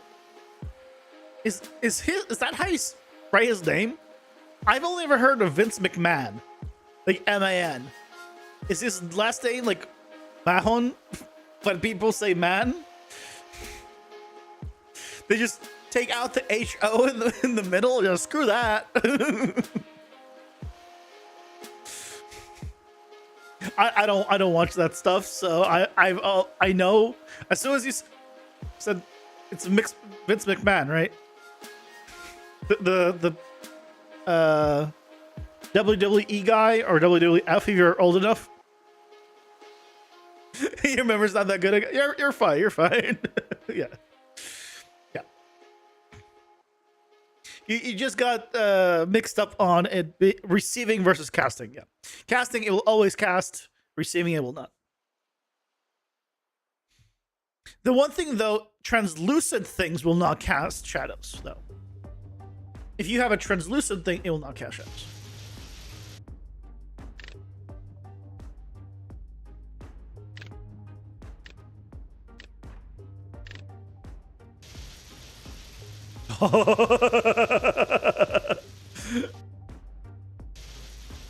Now, is it too much?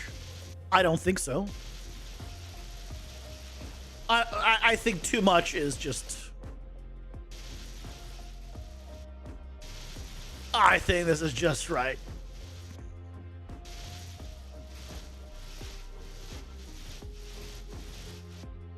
I like the fact that it's like AoE sound, also known as surround, because it's relative to the character.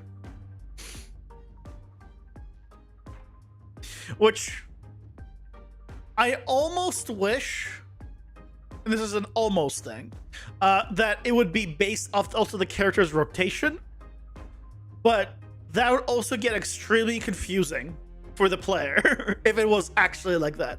Like if the player was facing towards the camera, right would become left screen, left would be right screen, and that would get a tiny bit confusing, but you know, it'd be funny.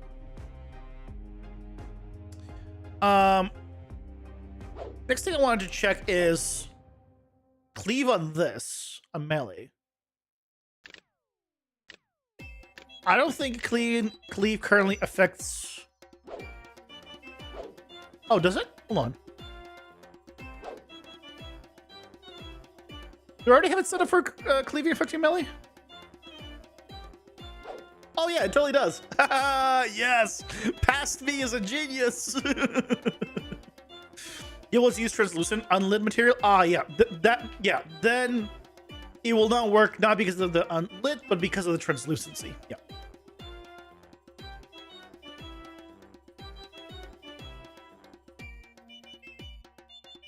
WWE guy who took a shit on one of his secretary's head? You know, I have so many questions, and I don't even know if I want to ask them. I'll be honest. But I have so many questions from that.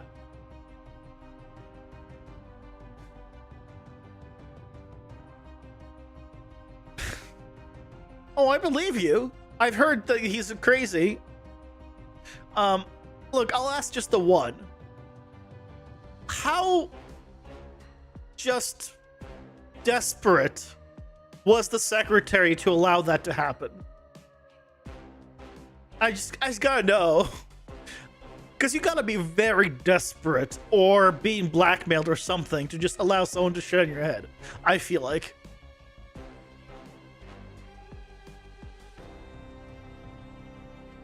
Like, not as a kink privately. This was public, clearly. She sued him after that? I'm sorry. Okay, that implies that she didn't realize that he had his pants down and was on top of her, and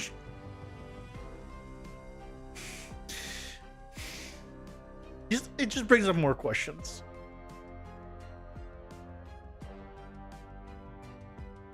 It just brings up more questions. You know what? We'll let it lie.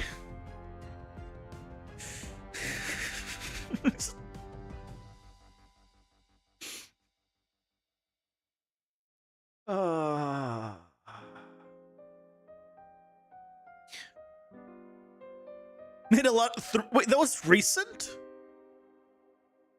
Jesus Christ.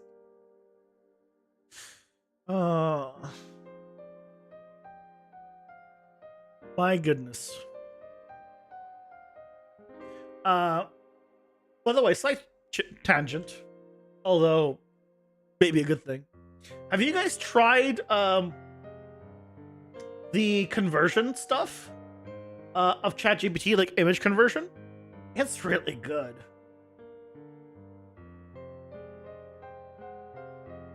It's really good. Like, for example,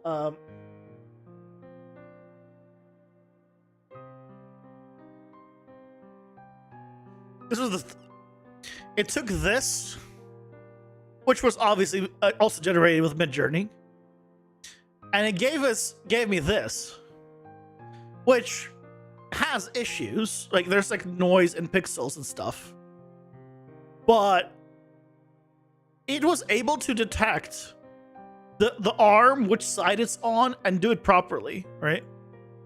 Like, obviously there's like differences, right? This isn't exposed, but for shits and giggles, I try, like, the hair is great. Like, buildings are great. It didn't do the right aspect ratio, which is unfortunate. I tried the same thing with Grog, like Twitter's thing, and it made it swapped the arms around. It was like a twisted mess.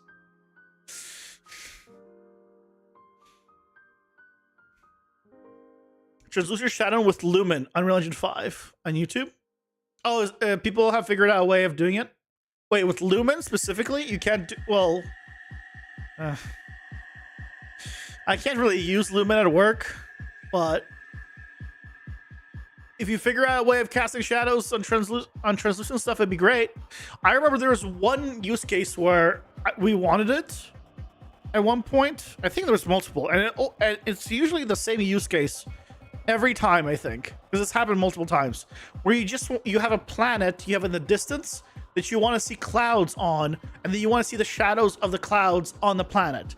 The clouds are obviously a separate layer slightly above it that's translucent because you want the, you know, variation in the clouds, and obviously they're not casting shadows.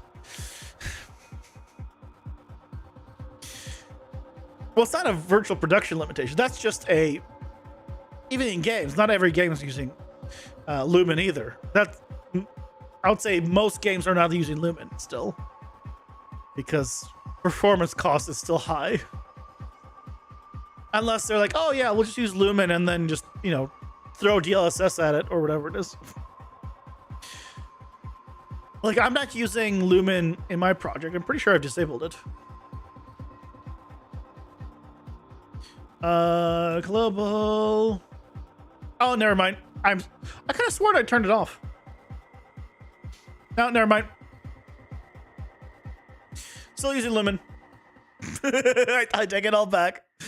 I could have sworn I turned it off at one point. Maybe I turned it back on. Oh, you know what it was? I turned it back on when I was doing emissive lighting. Because emissive lighting will not actually display emissive unless you're using Lumen or you bake it. That's the only way to actually have an emissive light cast light onto anything else. Yeah, that's why. And my environments are emissive. Eventually this will be baked. Ads are here. Pausing for ads. Yeah, like all of this.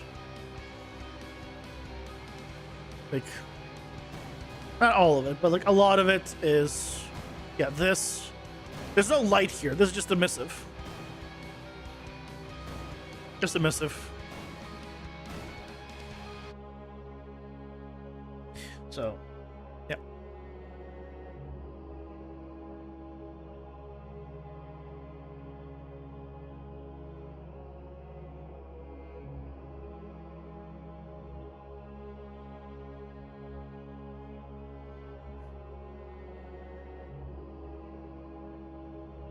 But I mean, good to know that Lumen can do transparent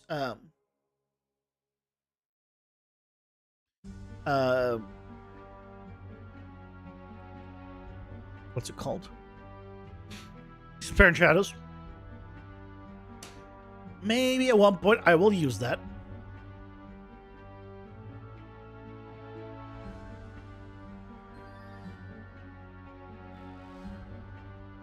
Those could work great with Megalites. Okay. From my understanding, Megalites does not support masked or translucency, though. Which is kind of a deal breaker.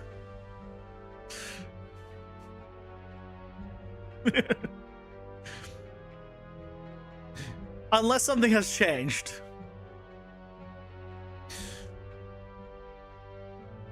I had a colleague of mine and your supervisor went to Epic's event, and he did a presentation there, and he spoke to the Epic guys, and they basically told him Under no circumstances should you be using megalites in any production right now. They should be out of beta next version, apparently. I'd be shocked if 5.6 they're already like production ready. But at the current moment, they support nothing basically. And they also cause a lot of noise if you like turn on shadows and stuff. And you have like a lot of them. But when it's out of beta and it supports at least masked, yes, we can talk. But it needs to at least support masked.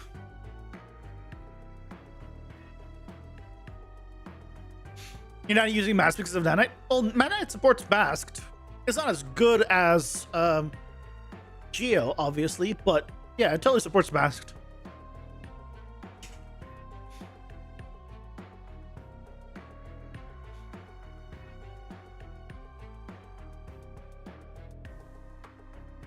And that's not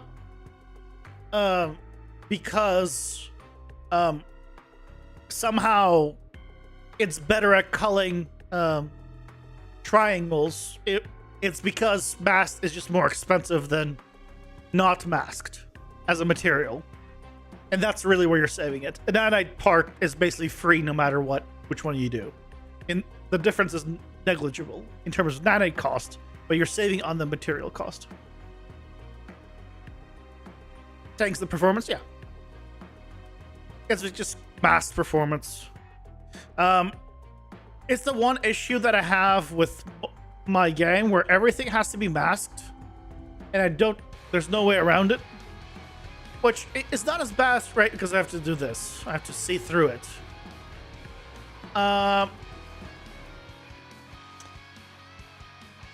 There's no way around it. Gotta have it all masked. But when you're having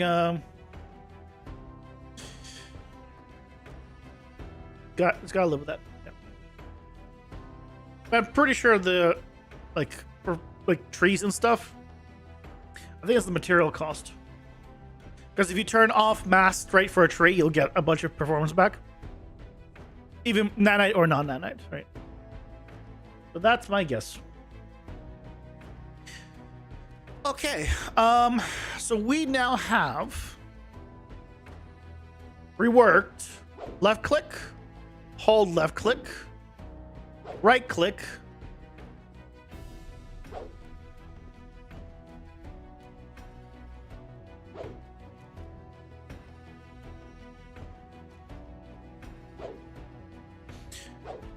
oh, I see, because it's attached to me at the last moment. If I turn, you get the effect. It's fine. All right, so we have all those. So then we have the regular shot, which I need to remove the collision box on, bigger shot, and laser shot. So we now have better attacks. Let's turn off the projectile base. And in game, please. We don't see that anymore.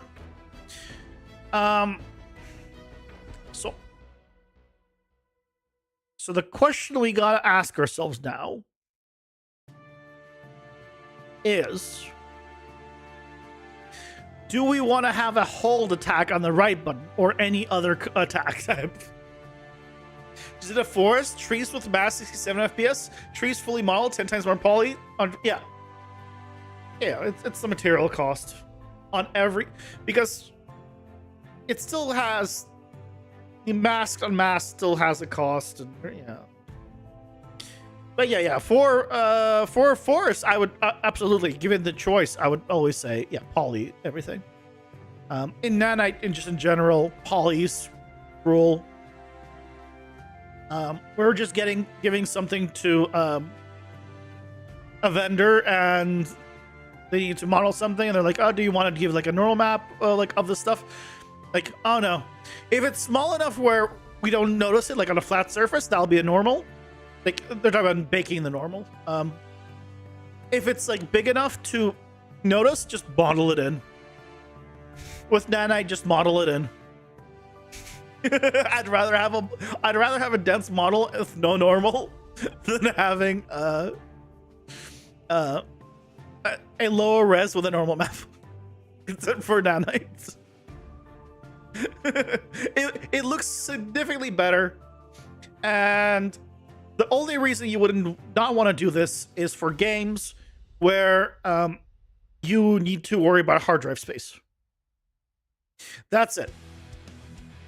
But with newer versions now, there's nanite displacement on the material level, where you could even just give it then a lower res thing and then use nanite displacement to make it a high res model, effectively getting the high res detail with a low sized mesh. So that's like the new way of doing it.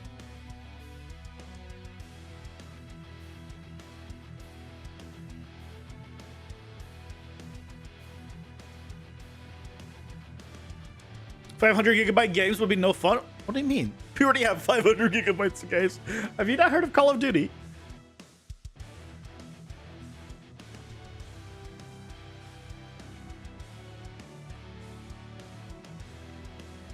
From 4 years ago, by the way.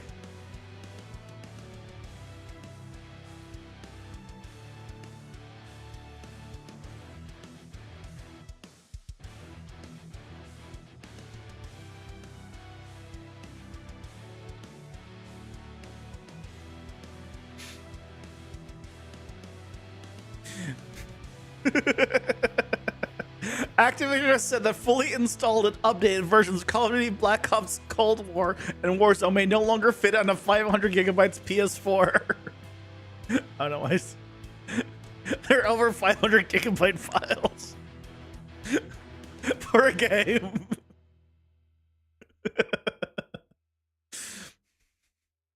You thought your VFX projects were oversized? The thing is, this is the package. The package is always smaller than the editor version, right? I can't imagine how big the actual project was for this game, or whatever they were needing to do. Dear God. So yeah, the whole 500 gigabyte games, yeah, that's been a thing apparently. Like, it's rare, it's insane, but it has happened already.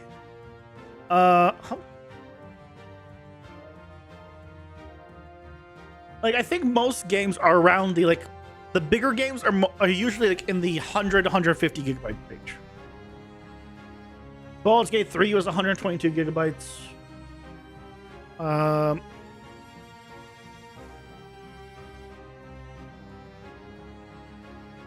Witcher 3 is only 32, but it's quite old at this point. What's a modern? Oh, back with home.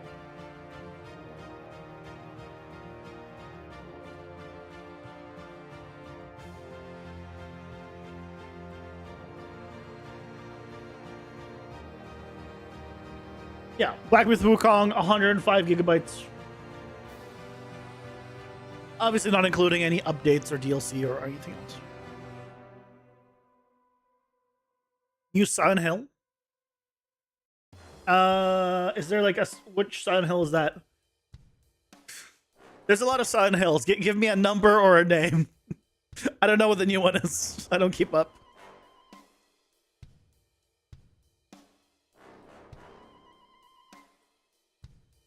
Otherwise, I won't be able to know which one it is. 2 remake? Okay. 50 gigabytes. 50.5 to be specific. Yep.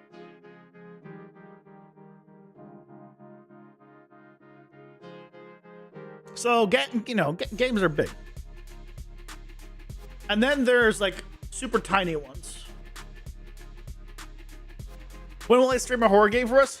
Maybe around Halloween. Like Halloween time. Note that I said the word maybe at the beginning of that.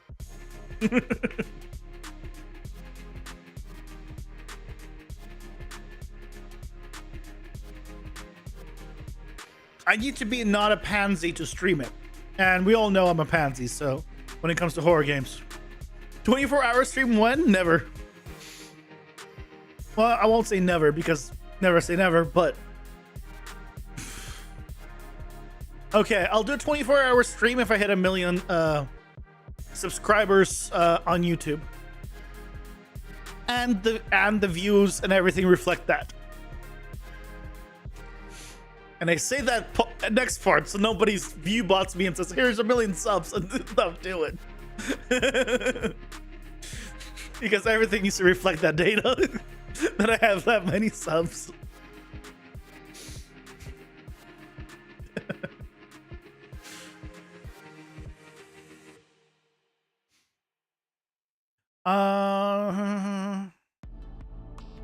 Do we want to change anything else for the comment? What? What does that have to do with Justin Bieber? I haven't heard that name in years. What does that have to do with him?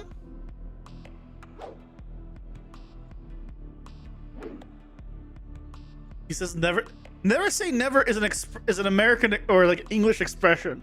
Guts. It's just a normal English expression. Could be fun though, like a game jam type of stream. What, a 24-hour stream? Or do you mean a horror game?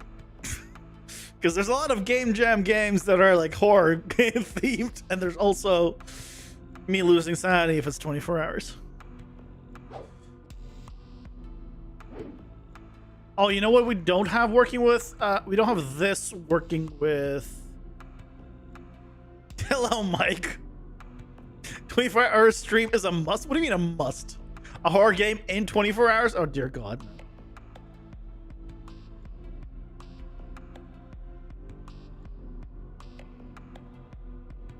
Sure, Guts, sure. I don't do well with horror games. I'll watch them, but not very much. Or chat riots. Here's the problem with you saying that, Mike. The chat's not that big. Writing, you know, in chat only really works when there's like tons of people. I don't have many people watching. So your power of rioting isn't very strong, is what I'm gonna say.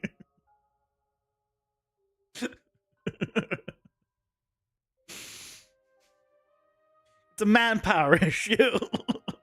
Or I guess a watch power. Also, I have the window open and someone's cooking and it smells great. We are few, but we are dangerous. I mean, yeah. Yeah. Your voices are loud. Unfortunately, you have to type though. Yeah, there is no voice for you because you gotta type it all out. Yeah. I mean, there's CTS, but nobody uses that.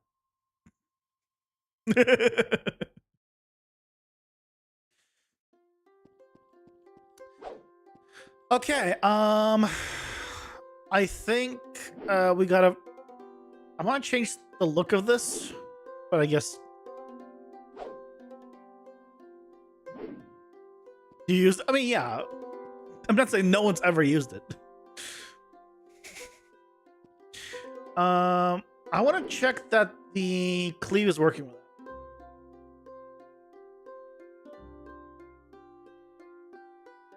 Give us all 1 million coins so we can properly riot? I don't have 1 million coins. And why would you need 1 million coins to properly riot? What does the rioting have to do with coins?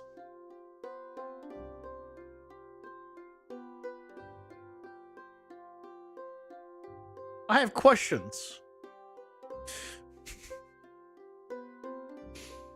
Do we keep on using... Oh, well, my channel points aren't coins. They're brain cells. Look, once you get smarter, you'll be able to use TTS, okay? Once you get smarter and get a few more brain cells, you'll be able to use TTS.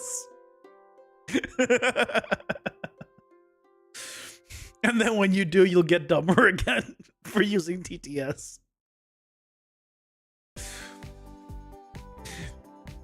And that's how the TTS system works.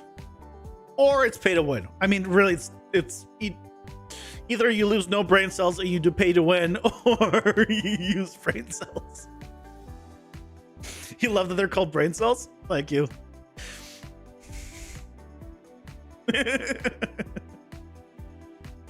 I also like it. I'm not gonna lie. I also like it.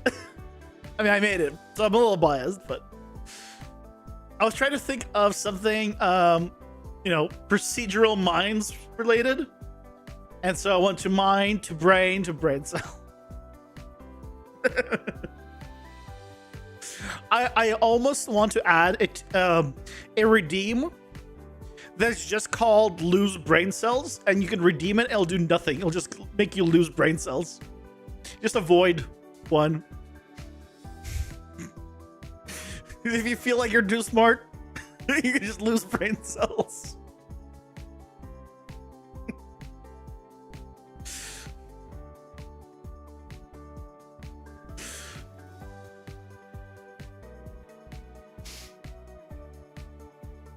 Inventive, creative?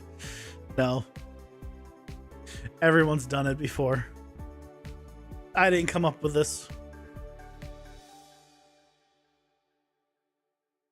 You only have 300? Yeah, but that's because you watch on YouTube. So it makes sense. You're anti-Twitch.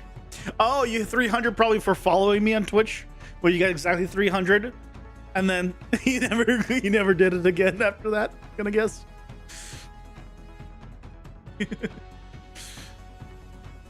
Hey, I stream both places. You can, you can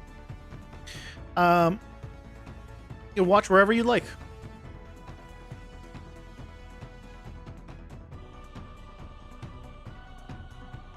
Did you get 3? No, you only get one time 300 for following.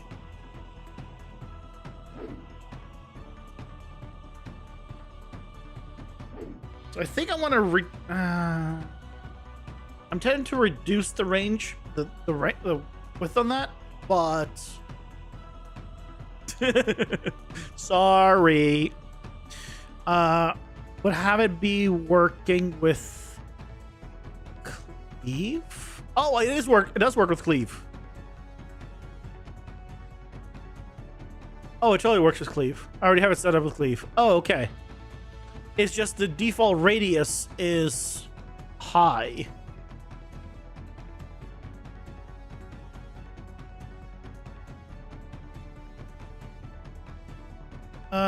I think I want to reduce the radius a bit, because it is a bit too high.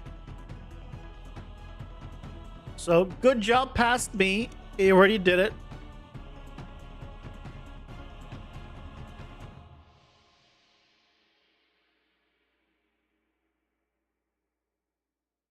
I like past me. He occasionally does stuff that, I appreciate.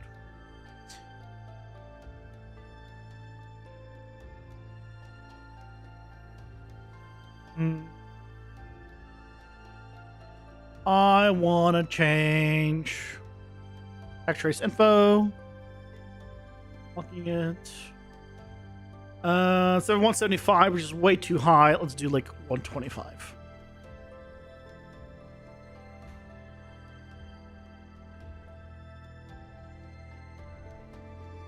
On Twitch right now, the most viewed person on the software and game development section is a VTuber furry.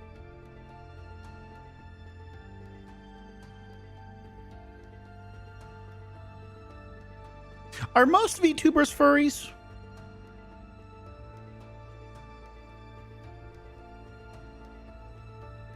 I guess if you're a VTuber of an animal that doesn't have fur, are you still a quote-unquote furry? Or do you have to be a VTuber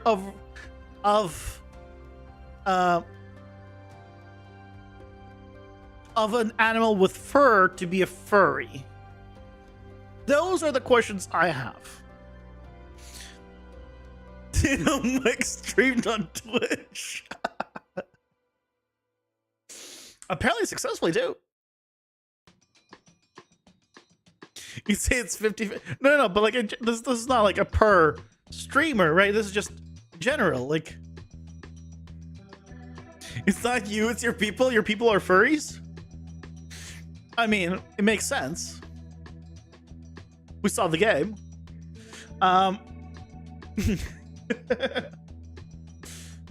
Also, I am curious.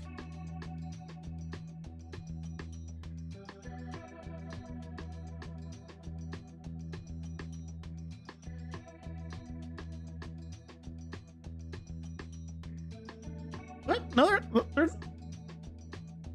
What do you mean? There's no furry on the top.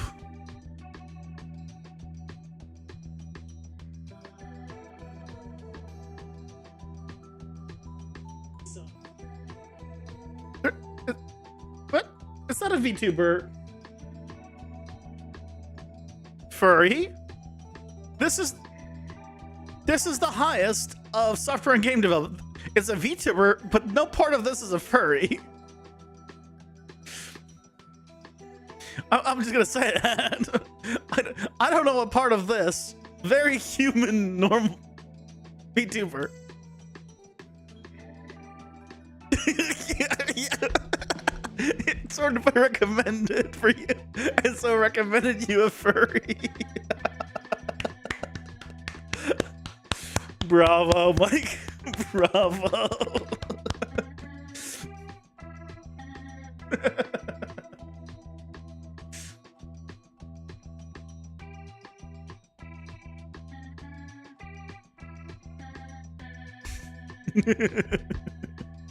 I mean, you're definitely never beating those allegations. This is why you're anti-Twitch. Because they know your true desire is to is for furry stuff.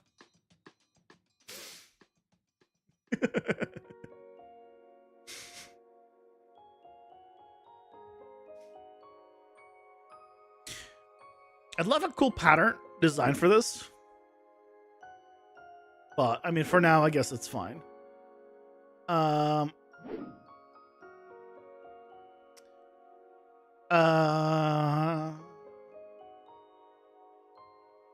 to force... Who's trying? You're making a furry game. No one's trying to force anything onto you. You're embracing it with open arms. You're embracing it with open arms, my good sir.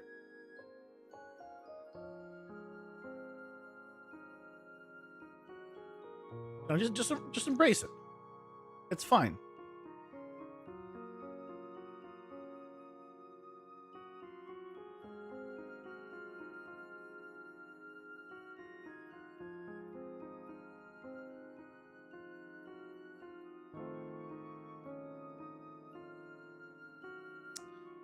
Okay.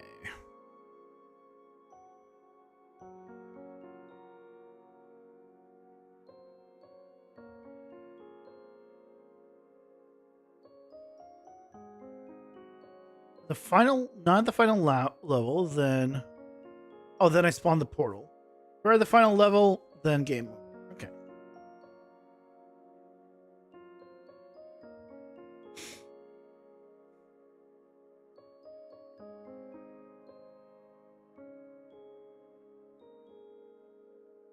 You're killing the animal people in the game? I mean, that's like saying regular people should get angry at every single game where you kill regular people. And that's just not a thing. Remember what happened yesterday? Same as today, your internet went out and you fell asleep. One, having internet go out is horrible. That is pain. Falling asleep from lack of internet also makes sense because Well, no, there's enough local games. Come on, you got to play some local games.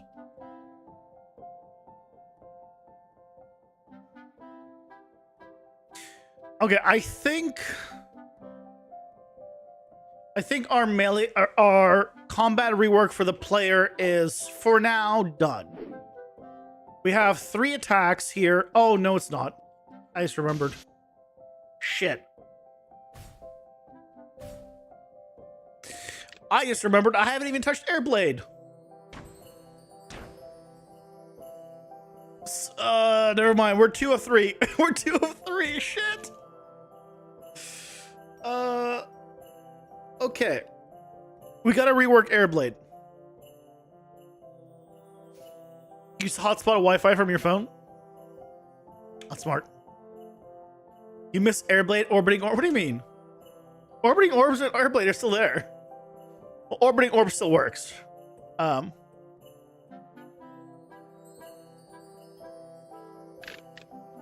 Here, I'll get you your orb fix. Oh, hold on. I can do multi-hit and get even more projectiles.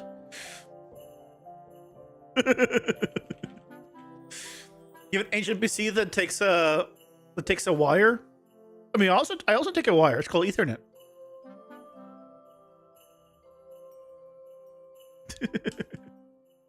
So there's your orbiting orbs.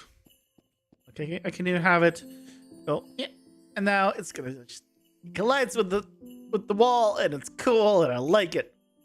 And I felt clever for getting this figured out.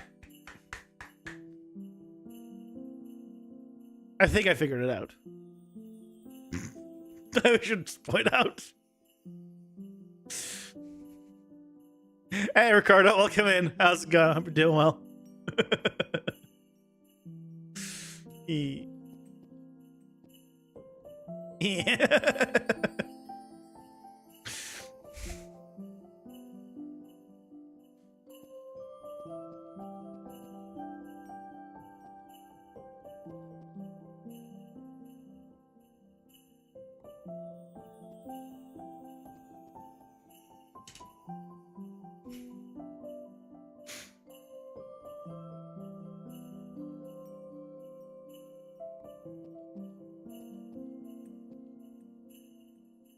Yeah, well, I mean, I made this, yeah.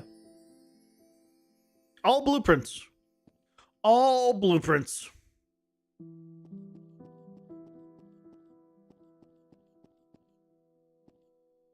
And not very complicated ones either. Okay, what the hell are we doing for Airblade? Ads are here. Pausing for ads.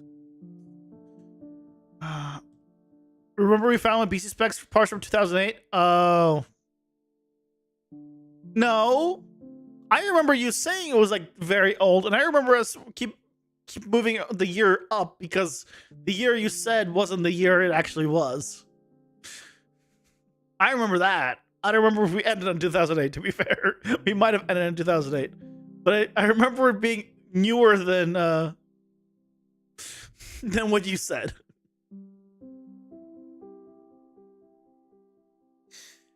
What do we do for Airblade? At the current moment, the Airblade attack is both melee and a projectile, which I kind of like and I want to keep. Does that mean that we should go with the melee attacks,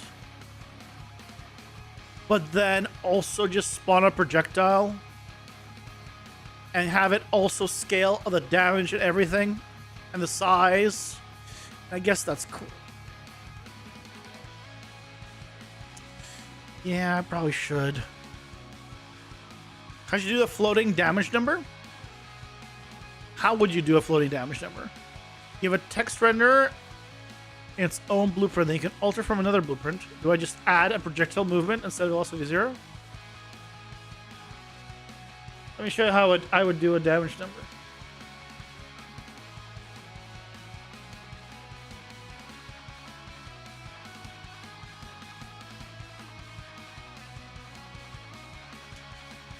I would first go on YouTube and I would search UE5 damage numbers, and then I would click on a video and then I would copy said damage numbers. The ones whatever kind that I liked. and then I would be happy with myself.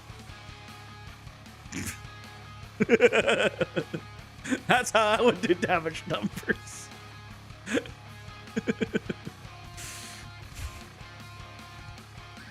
Now, if those float up and away, these look like they float up.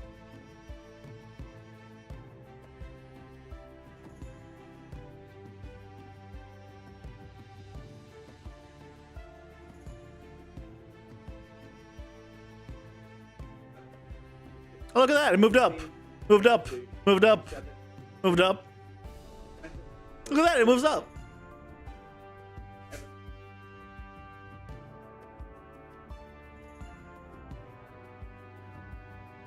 Is that great?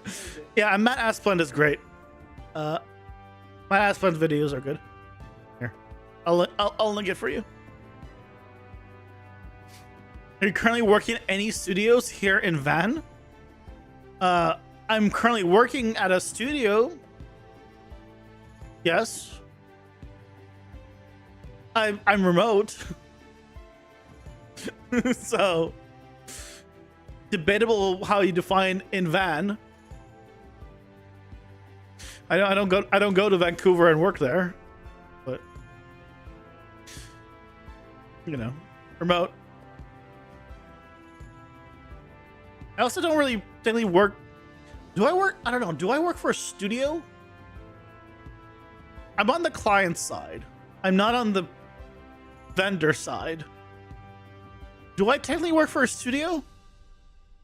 I don't know how you would, if that is a, I don't know the technicality on that one. I never thought about it.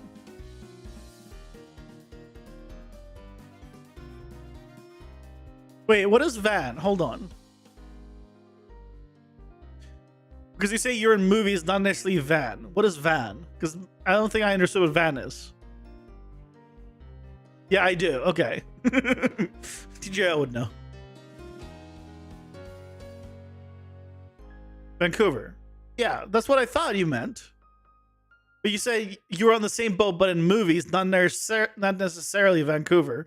So which made it sound like movies and Vancouver are like interchangeable. So I got confused. Got it. Yeah, I am also unfortunately in movies, basically. The difference is I'm in virtual production, so I use Unreal. But I am technically still in movies, despite any efforts.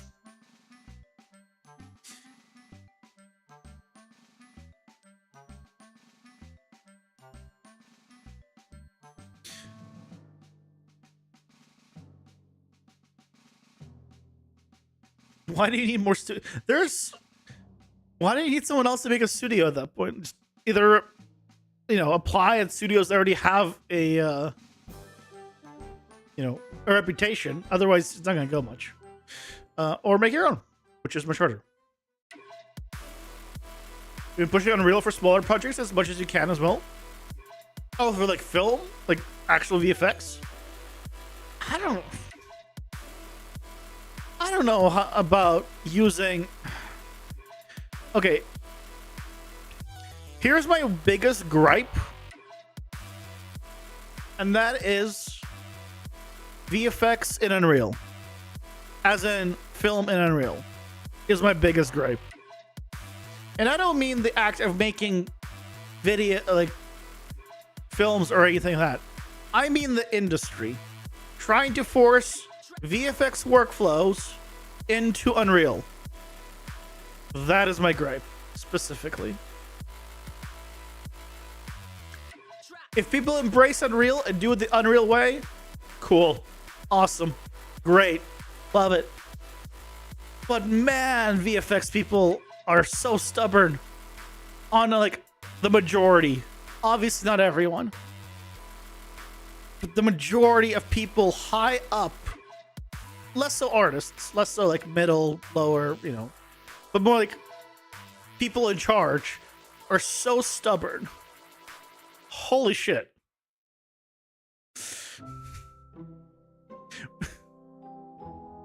You do it differently at work? I mean, yeah. Because at my old job, at my old one of my old jobs, there was I was using Unreal, and we needed just some models that we need to bring into Unreal, right? You just take an FBX, you import it into Unreal, right? Cool, great, easy, simple, love it. Here's the thing: the visual effects department was helping us make a model, and because of the way they work, they have to have a specific workflow, which includes specifically exporting and making versions. Which means if they give you a file, it will be version 1. If they make an update, it will be a separate, different version 2, then a version 3, then a version 4. We don't want that in Unreal. We want to be able to just right-click and do re-import. Why do I need to re-import with a new asset every time? Just re-import it. Update it. Do you want to go back to different versions? Oh, great, we have Perforce. Right, we have backups. And the point I'm making is they refuse to overwrite the same file because that is not the workflow, and so the supervisor refused to let them do it. So we're stuck doing right-click replace with new file every time because they refused to do it our way, even though they were helping us out in our department. So yeah, my pet peeve is the VFX industry in Unreal trying to force the VFX workflow into Unreal. That, yeah. I'm very that's asinine and sounds like a great way to create it is just bloat. I also do not like making duplicates of anything just because you want to save a version of it. Push it to Perforce. If you need to go back to that version, grab it from Perforce. You're good. Don't need to have 20 versions of like whatever. That's what the backups are for.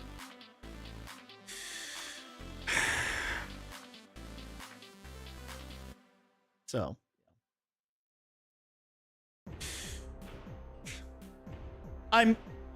if the film industry wants to use Unreal for film, power to them. Hey, more work for me, basically.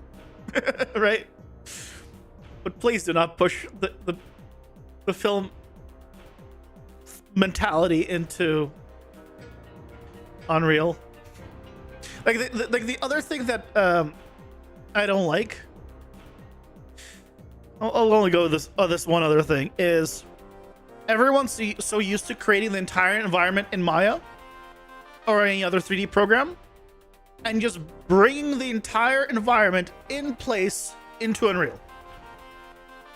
Instead of making things modularly in Unreal, instead of making things modular and then spreading it in Unreal in a more performant manner, in a better way that is more Unreal friendly. Instead, you know, they have, you know, let's say a bunch of tables and chairs, and they bring in 100 tables and chairs. No, bring in one, place it where you need to. Don't do the layout. It's all paid. It's all pain.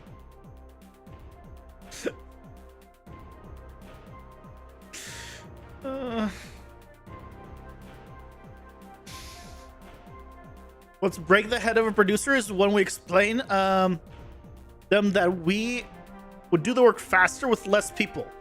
Yeah. Yeah. Especially if you start using PCG.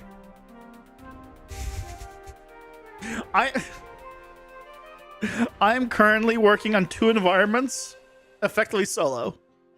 Right, like my supervisor occasionally is like, "Hey, you know, I want to jump in and like play with some God Rays or something," right? Like, but like, effectively, I am solo on 2 environments. I guess don't let vendors hear that.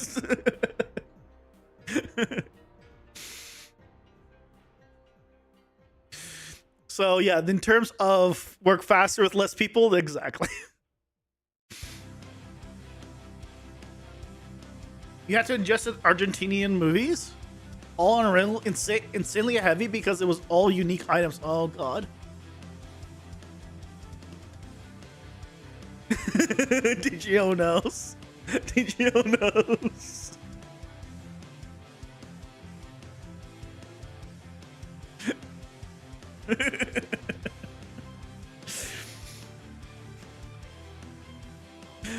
See, DGO knows the industry pretty well.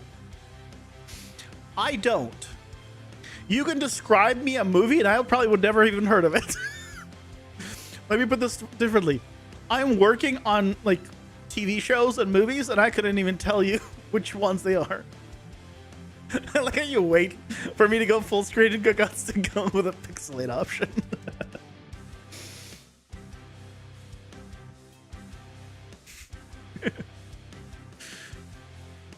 Yeah. Yeah, that's the kind of stuff. Like, if people want to use Unreal way, like the game dev way, awesome, love it. But yeah, when they try to force another workflow into it, it's pain. Oh, part of your team also worked on that project? Oh.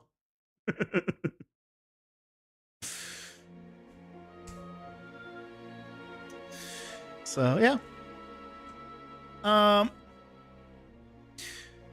Okay, well tomorrow we're going to be doing, I guess, the third attack type, which is just the air blade, which is both melee and projectile.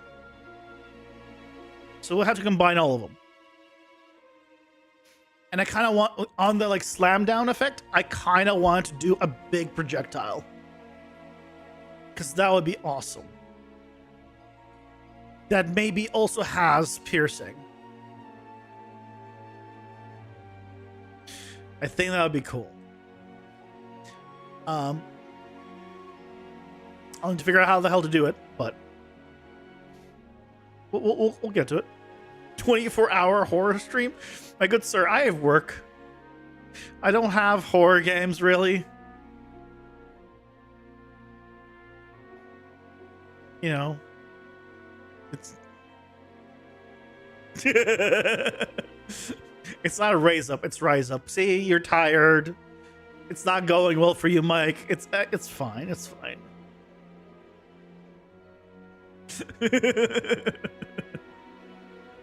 Get some rest. You clearly need it.